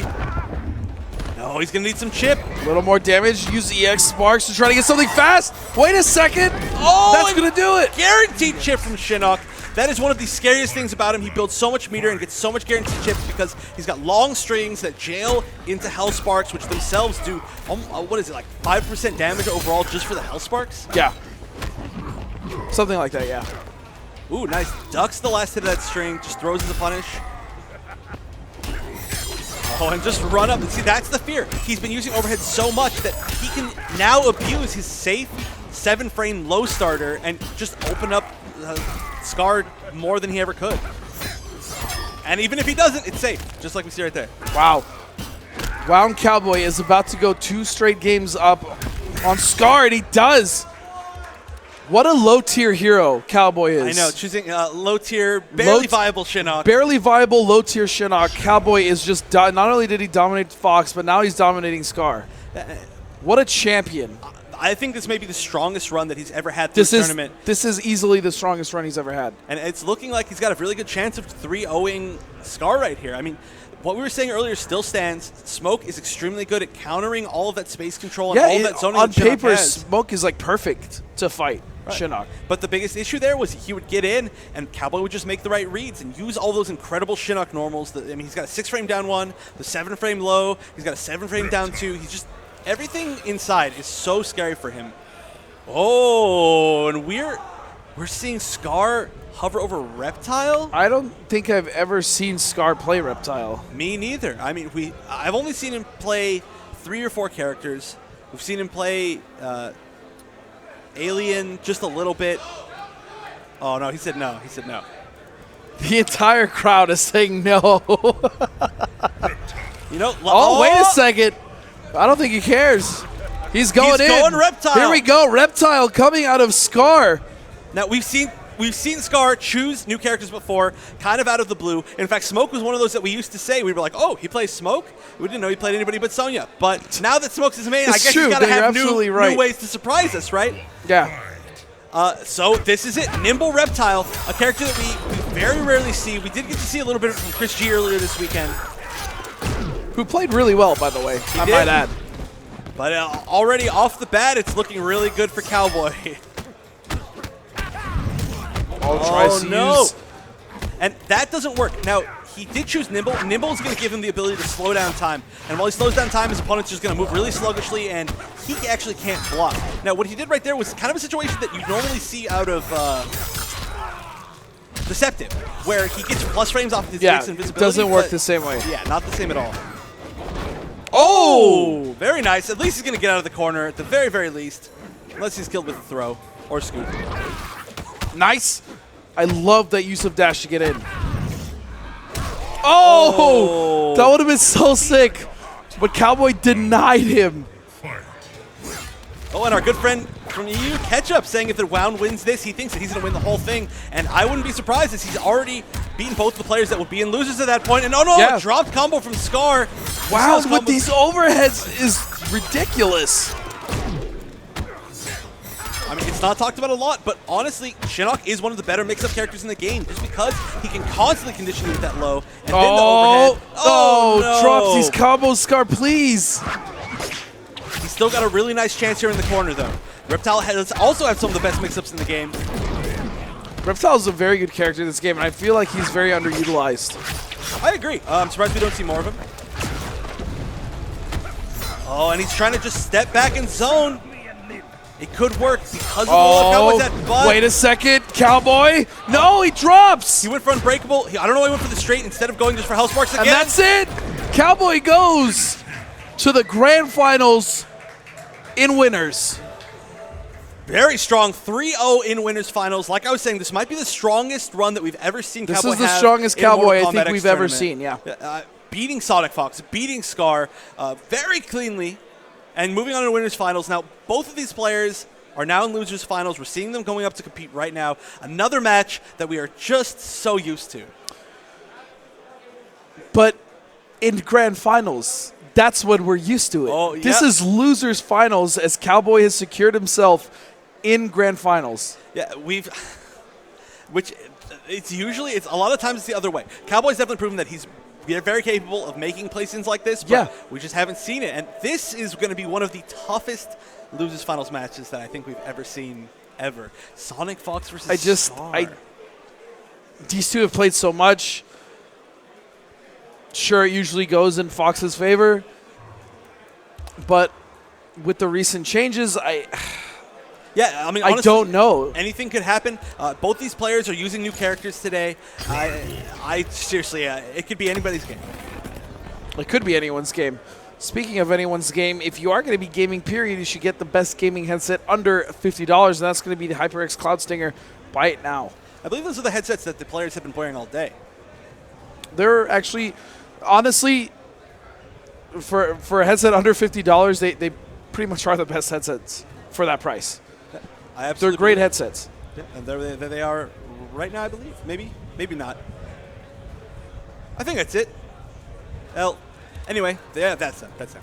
Anyway, I can't. The worst plug placement ever, my man. Hey! It's his okay. head, he needed to turn his head. I'm gonna blame Scar on that one. Scar, that's his hat. Have you ever asked Scar about that hat? He's worn that hat to a few different tournaments. I actually have not. Huh. I haven't really had a chance to talk to Scar. It's some this sort of weekend. like Fight. what's it called? You never had a chance to talk to Scar ever? Wait a No, minute.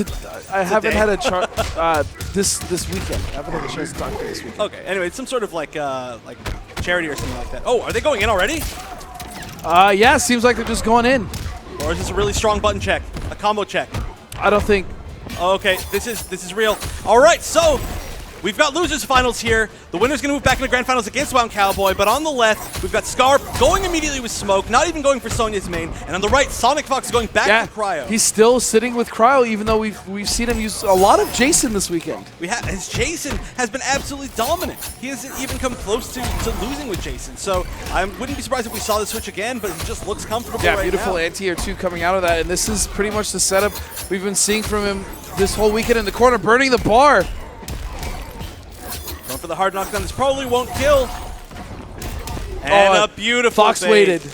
He did. That was very intentional. He just down 3'd right there. There's nothing that Smoke can do because Smoke doesn't actually have armor. So the only option right there was either he blocks the down 3 or the down 3 gets avoided and then he kills him afterwards. Oh no, he missed the combo right there. And that's going to allow Scar to get out of the corner. Doesn't block the last hit of that. Just stops blocking. Oh, another drop for Scar. Ooh, I like the fact that Sonic Fox really likes using 1-1-1 from a mid-range, just because that last hit of that string just has that giant sword hit. Yeah. So he almost uses it like a footsie tool. And on block, it's also safe. Speaking of 1-1-1, that's pretty much the only string Scar's really been using after his pressure setup.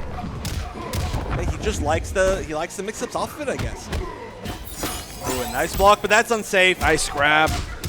Scar gonna take a round, tying it up. In this losers finals match, so weird. Yeah, some matches we've seen before. I mean, ESL season finals. These two are just classic competitors. For quite a while considered the top two in the United States. Meeting in the losers finals with two completely new characters. Yeah. I mean, we've seen this before with them. Oh, Eric nice versus block. Sonya, but it's a completely new game. Oh, nice. Oh, There okay. we go. That's the Throws first pressure. time he's tried that, and even still, Fox has teched it. Well, that's the thing about good players in this game. They're Oh, very good X-ray! at it. Wow! Okay, so I'm not even used to seeing Smoke's X-ray because he uses meter for so much. Yeah. And on top of that, all of the Triborgs have different startups on their X-ray. Each one starts a different way. I mean, Sector does the teleport punch. He does the backwards teleport punch. So that was a really great choice to beat that jump back. Yeah, I think Cyrix's, he explodes out of his chest like an explosion. Right. The classic. Oh, classic. That was a beautiful bait. We've seen that earlier today when Sonic Fox fought against, was it Shaolin? Or sorry, earlier this tournament, I should say. He's very good at beating those gaps in Smoke's pressure by jumping out as soon as he knows. Oh, that was so clean. But also, I'm a little bit surprised to see Sonic Fox go back into this match with Cryo. You know, Cryo, it's worked for him, but then he completely dropped it against Cowboy. Right. So it is weird to kind of see him just go back to this character where Jason has been working for him so well all weekend. Well, it doesn't look too bad for him this round. No, but still, definitely one not. hit could be death. Oh, that's plus frames. That's okay. He can break. And he will. That probably would have killed. Yeah, almost definitely, especially with the meter that Scar has. Nice huge to the vine. Oh, and a grab. This might not kill. It's not going to kill, but it's going to get very close. Oh! And that was very nice. It was a bait into another bait, ending with that teleport, and Scar is doing extremely well right now. This is, I mean, if Sonic Fox picks this up, we could see Sonic Fox not in grand Nice finals conversion of off a tournament that for the jump first time in kick. a very long time.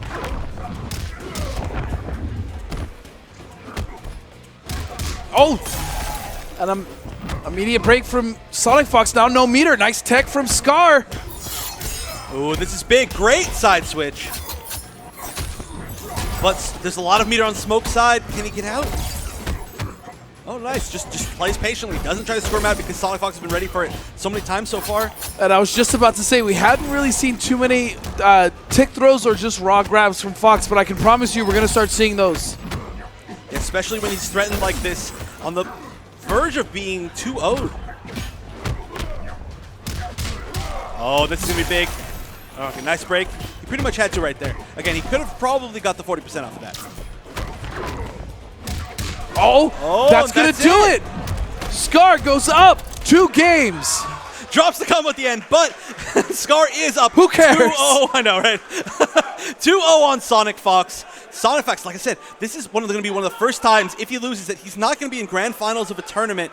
He's definitely got a lot of characters up his sleeve. He can choose Jason. He can choose Cassie. He can choose, I mean, one of the other million characters that he's played before and we haven't seen in this tournament. Scar is just sitting so happy, though. I'm thinking that we're going to see a lot of these players. Okay, so a lot of these players today have been top players for a very long time, but I'm starting to think that we're going to see a lot of them be top players with different characters. I mean, Scar going from Sonya to Smoke, Biohazard going from Ferritor to Kano, but wow, we're seeing Sonic Fox go back. Okay, so here is what I predict is going to happen. Sonic Fox, if he gets, or I should say when he gets Scar to the corner, is now going to be doing a lot of raw command grabs. In fact, we're probably going to see a lot more raw command grabs in general. I wouldn't be surprised. Well, it starts off with a beautiful conversion off of the jump kick. That's one of the scariest things about Smoke is he can convert from so much from so far because of that back two. And I absolutely agree with you about the command grab thing. We saw him do that against Cowboy when they got into that third game. Or actually, I think it was their fourth or fifth. Yeah. In their final game. We saw it was like the tons more last command game, grabs. yeah. We saw like 6 to 7 command grabs within like 2 rounds.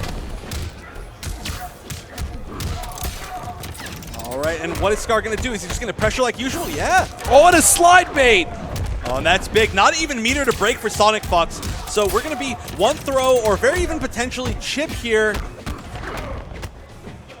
Oh, wow. Doesn't abuse all of those plus frames. Just decides to check him. And SCR now is going to go on match point. About to get 3-0'd by Panda Global SCR.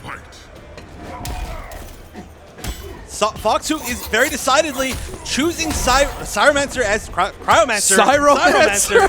I almost call him Cybermancer. Anyway, Cryomancer as his new main. I've also never seen Fox get grabbed so much.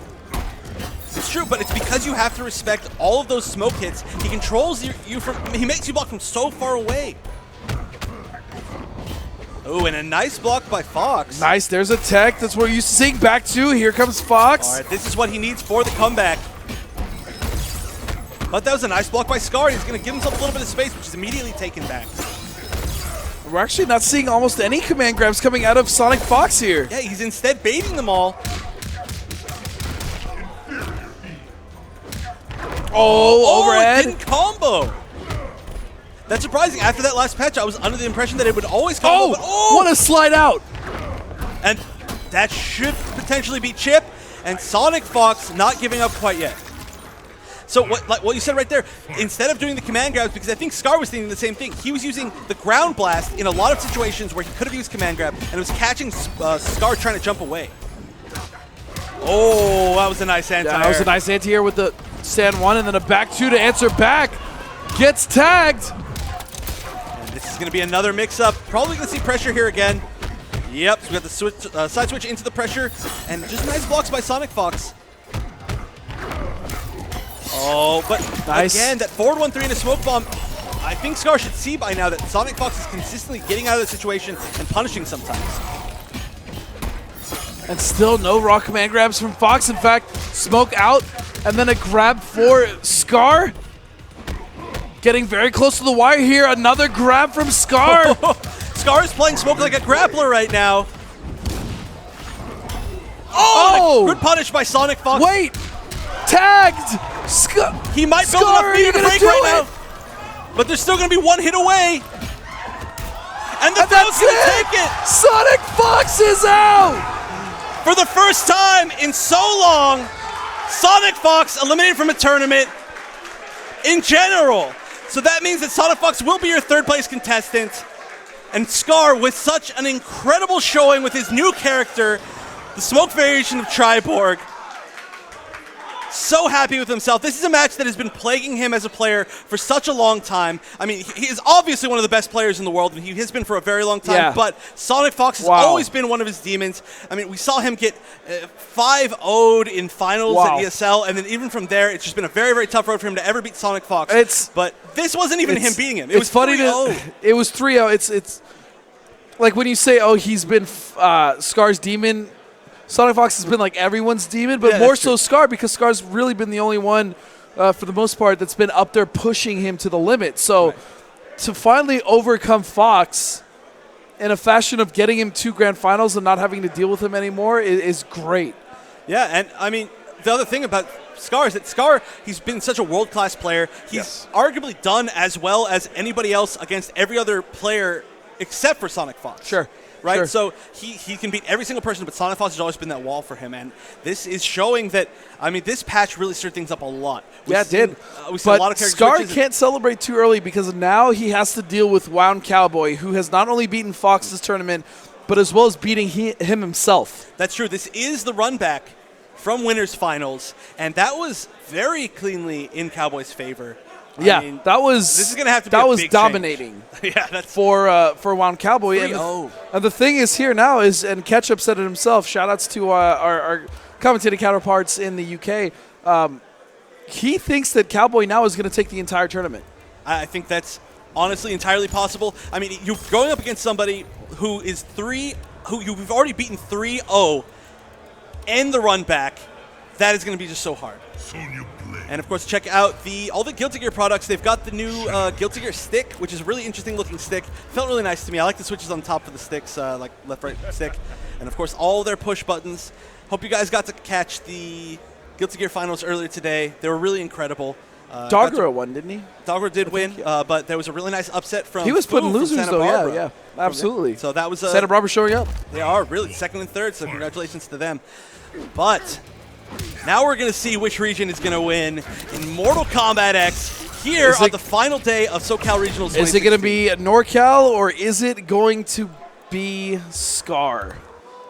NorCal from or Texas. SCAR? He's from SCAR. He's his own area. Oh, and it looks like we're going Oh, we're just getting right into it. Here we go. Grand Finals of MKX. So SCAR is going with Demolition. We saw him go smoke earlier. It didn't work out for 3-0. Solid win for Cowboy. But we've also seen them play this match quite a few times. Of course, this was before the patch, but one time, okay, Season 2 finals, or sorry, yeah, Season 2 finals for ESL, we saw SCAR just absolutely demolish Cowboy. No pun intended. But then, again, the next time we saw them play, Cowboy just absolutely had a handle on that matchup. Absolutely. Huge adaptation. And they just have gone back and forth in this matchup many times, so we'll see how it all turns out after the patch, where both these characters have seen significant changes, especially Demo, though. It's not over yet here, though. 4-round Cowboy. As he started him out of comeback, getting a grab. Sonya does have 2 bars of meter to work with here. Oh, and there's no more grenades left, but good use of meter. Grenade gets him with the low. That is one of the scariest situations that SCAR just loves putting his opponents into. He throws out the triple grenades, he makes his opponent respect him, he'll mix them up, he'll anti-air them, but SCAR is almost more dangerous when he has no grenades than when he actually has grenades, which is saying a lot. But he's really one of the first Demolition players to really start abusing the enhanced reload and really get rid of that weakness of the fact that she has to have her grenades. And for those of you who don't know, the enhanced reload is normally it just reloads, but this time it just drops 1 bomb on your opponent for every grenade that you don't have. So if you actually have all 3 grenades, it doesn't really do anything. Right. Oh, goes for the down 2, using the dive kick to alter her path in the air. Very nice from SCAR. And he's probably one of the best, if not the best, at doing that. Oh yeah, I mean, you've got to be used to doing that. When you have a character like that, I mean, any character that has aerial mobility or the ability to change their trajectory mid-air is scary because they're going to be able to bait the jump arc, essentially, yeah. Exactly. They're going to be able to get over these projectiles, which is exactly what he's using it to do this round. And you really need to do that against Shinnok, or oh, Shinnok chip. He's going to take a round. What to expect? Final round, fight.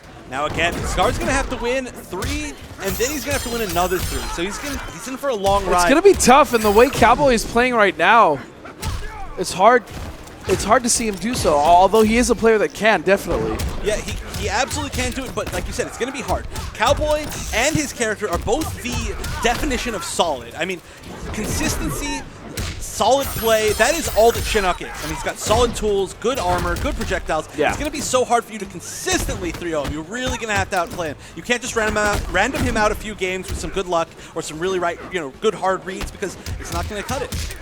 But SCAR, of course, is also SCAR is just going how to cut solid it he is. this first game. And doing already better than he did in Winners Finals by choosing his old main, Demo Sonya. And I guess I say old main, but by all means, it could be co-mains. It could still be his main. Maybe he's just choosing Smoke more. Who knows? We're going to have to talk to him after the fact. But regardless, he's already doing better with Demolition Sonya. But we're seeing a good start from Shinnok, already getting the corner carry, already getting some damage in, and already running Sonya out of grenades. But nice, very nice. As long as you can hit with that last one, you're going to get that free reload. Oh, SCAR is good, and he's absolutely he's going to be able to convert off that, and he does.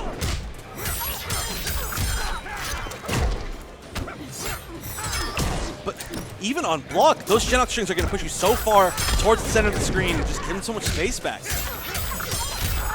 Oh, and this is a lot of damage. Not quite the kill, but when you're in that. Oh, and yeah, that's gonna. He's be so good at that, baiting the very last L-Spark and using his meter to burst it like at the latest possible frame. Yeah, he catches so many people already running up to him. He's done it to Fox, like I think he did it to Fox like 3 times today. He caught him sliding up to him. It Yeah. was like almost at him, and he pop. It's beautiful. Oh, nice, good usage of that. The leg grab to put him back in the corner. Only one more grenade for mix-ups though. Oh, but there's that meter, and that that's was gonna give so the reload. dirty. He went low the first time with the grenade, and then he went overhead. And that's the kill, plus ending with 2 grenades. The Beautiful. first time he exploded it late, he went for the low. The second time he used the explosive grenade with meter, and then he used the overhead. So tricky is SCR. Oh, and that down 2 just barely missed, and that's huge because that would have been a really nice conversion. It definitely would have been high enough to, I think, run up and get the sending one, but now instead it's going to be Cowboy who has the center control. Oh, nice! Nice punish. And that was actually with a buff move. So normally forward 3 wouldn't have maybe not have reached in that situation, but forward 3 got buffed in its range and speed in this last patch. Or maybe just range. Regardless, great punish, and this is really, and you rarely see that forward 3-1 string. Right. It has the same follow-ups in Bone Shaper that forward 4 does Right. below have. It's just there's no reason to use it because forward. Oh, what a counter X-ray! All right, this is a lot of damage. SCR does have full grenades right now. He can, well, it's going to be a lot less post-patch, but he can take him really far to the corner. This is going to hurt, and this is going to put him in prime position. He's got to wait. Oh, no armor! Wait, he doesn't have any bar to break! It should still be enough. Oh, but there it is last second! This is ridiculous! Oh, just catches my him. Goodness, SCR! Catches him with the least likely option in the situation. He's like, oh yeah, remember that Sonya has a projectile too? It's not using it a lot, but just in time to get that hit. And wow, that was terrifying because neither player had the meter to do what they needed to do right there. SCR with the absolutely beautiful comeback. That's going to put him up 2-0 against Cowboy, and if he gets this reset, that's going to put them back on an even ground with SCR so much in the mental If SCR gets this reset right here in 3-0 Cowboy, I have a feeling he's going to have all the momentum to take it and win this series. But Cowboy did just take that first round of the 3rd game. And already the momentum is definitely shifted into SCR's favor as far as mentally, but I mean, Yeah, but I mean, look at that Cowboy's last better. round we just saw with Cowboys. Now Cowboy's going in. Finally took an EXR kick for SCR to stop him.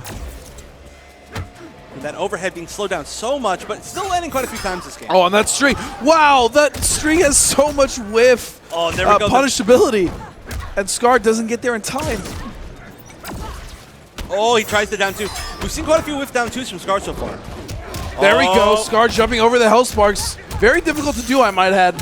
Yeah, that's it's going to work like 1 out of every 10 times. Nice check there by One Cowboy, staying very active, though. Oh, nice conversion. Actually, nice little conversion. He might have been able to scoop right there and actually take the corner. Oh, Kobe. Oh, you know, he's retired. Just kidding. Oh! Nice bait. He used the grenades. He knew that Cowboy did not want to sit there in the plus frame, so he tried to jump, and that's exactly what SCR wanted to happen. Yeah, because he's managed to mix him up so many times before that he just thought, you know what, Cowboy is going to try to get away. And that was a really weird ender. I'm not sure if he really meant to do that. He decided to put SCR's really pushing the pace now, using all the mix-ups available to Sonya. Overheads, lows, and doing everything he can. He is on reset point here, so all he needs to do is win this round. He's already got quite a good life advantage. Did get all his grenades back, though. Oh, no, he didn't. Now he does. Yeah, he got stuffed out of it, but this time he did, even though he got hit. There is a point in there where you can get stuffed out of it and still get those grenades back. He did get the grenades this time. Oh, but that was a little risky, baby. And what's the mix-up here? Nice, just air-to-airs him. That could have been the kill. He decided not to use meter. Oh, and that's it. So Cowboy is going to answer back while he's still in the winner's side as he takes a game. It's 2-1 now. And this very well could be what he needs to bring it all the way back, go 3-0, and take back SCR from match point. But again, man, SCR is just... Oh, it's working out so well for him, but that's unfortunately going to put him in the corner. The throw is just out of range.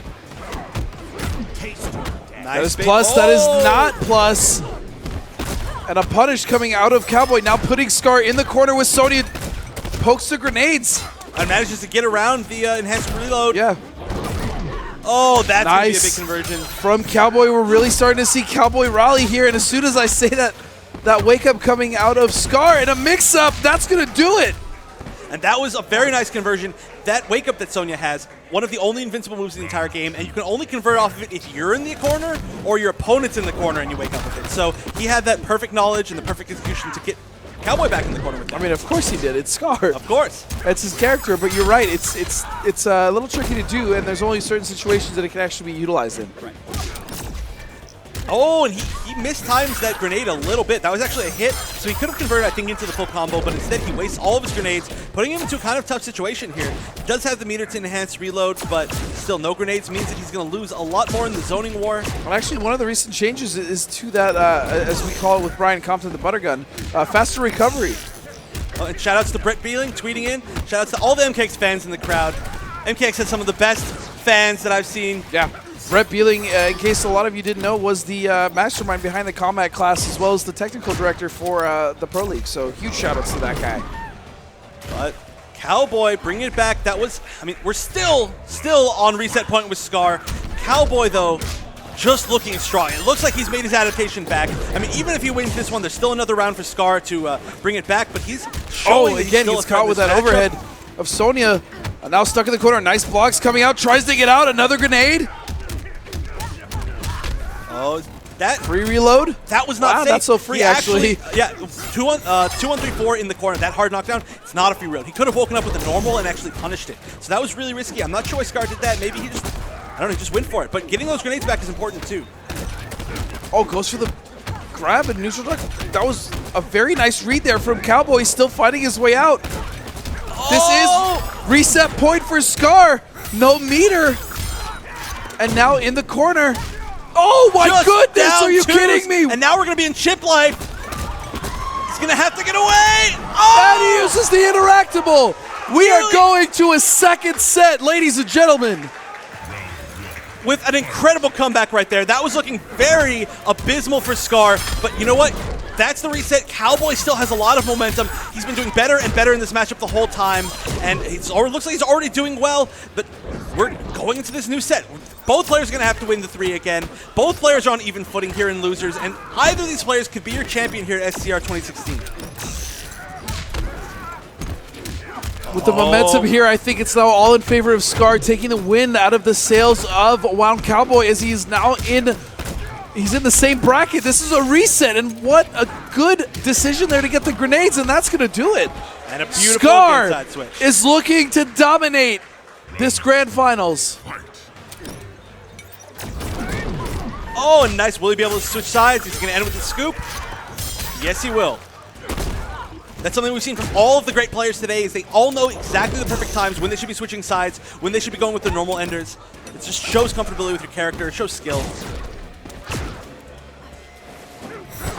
Oh, and dive kicks over that. Forward 4-1 and forward 4-1 Oh, down but he 2. drops. That's actually one of the rarest things we see from Scar with Sonya. He almost, even if he hasn't played in months, he never drops any of her combos. Yeah, it's true. I mean, they are new combos. They are still very new based on the patch. You can only use one grenade in each, but beautiful. He's doing fine by me. EX legs. EX legs. But for the first time in his grand final set, Scar is officially up 1-0. And now all he has to do is win 2 more. Cowboy is now being put on his back foot. Shoutouts to all the fans out there. Look at these guys. Excited for seeing who our winner is. It could be anybody. It could be any of these 2 players. This has been such a crazy tournament overall just because of the upsets all over the place.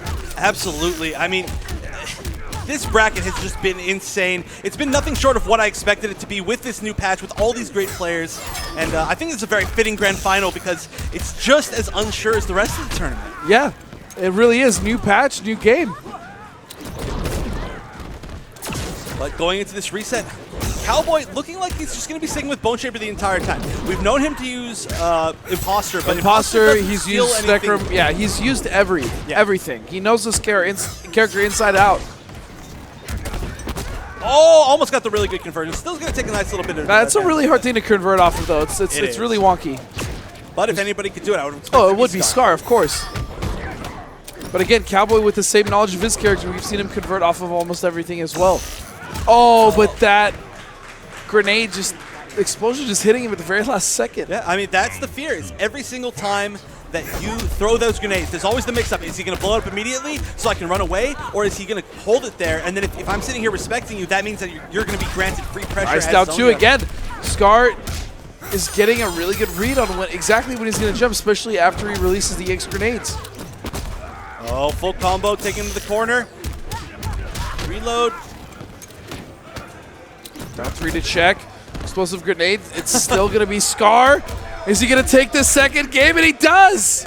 So Scar going up 2-0.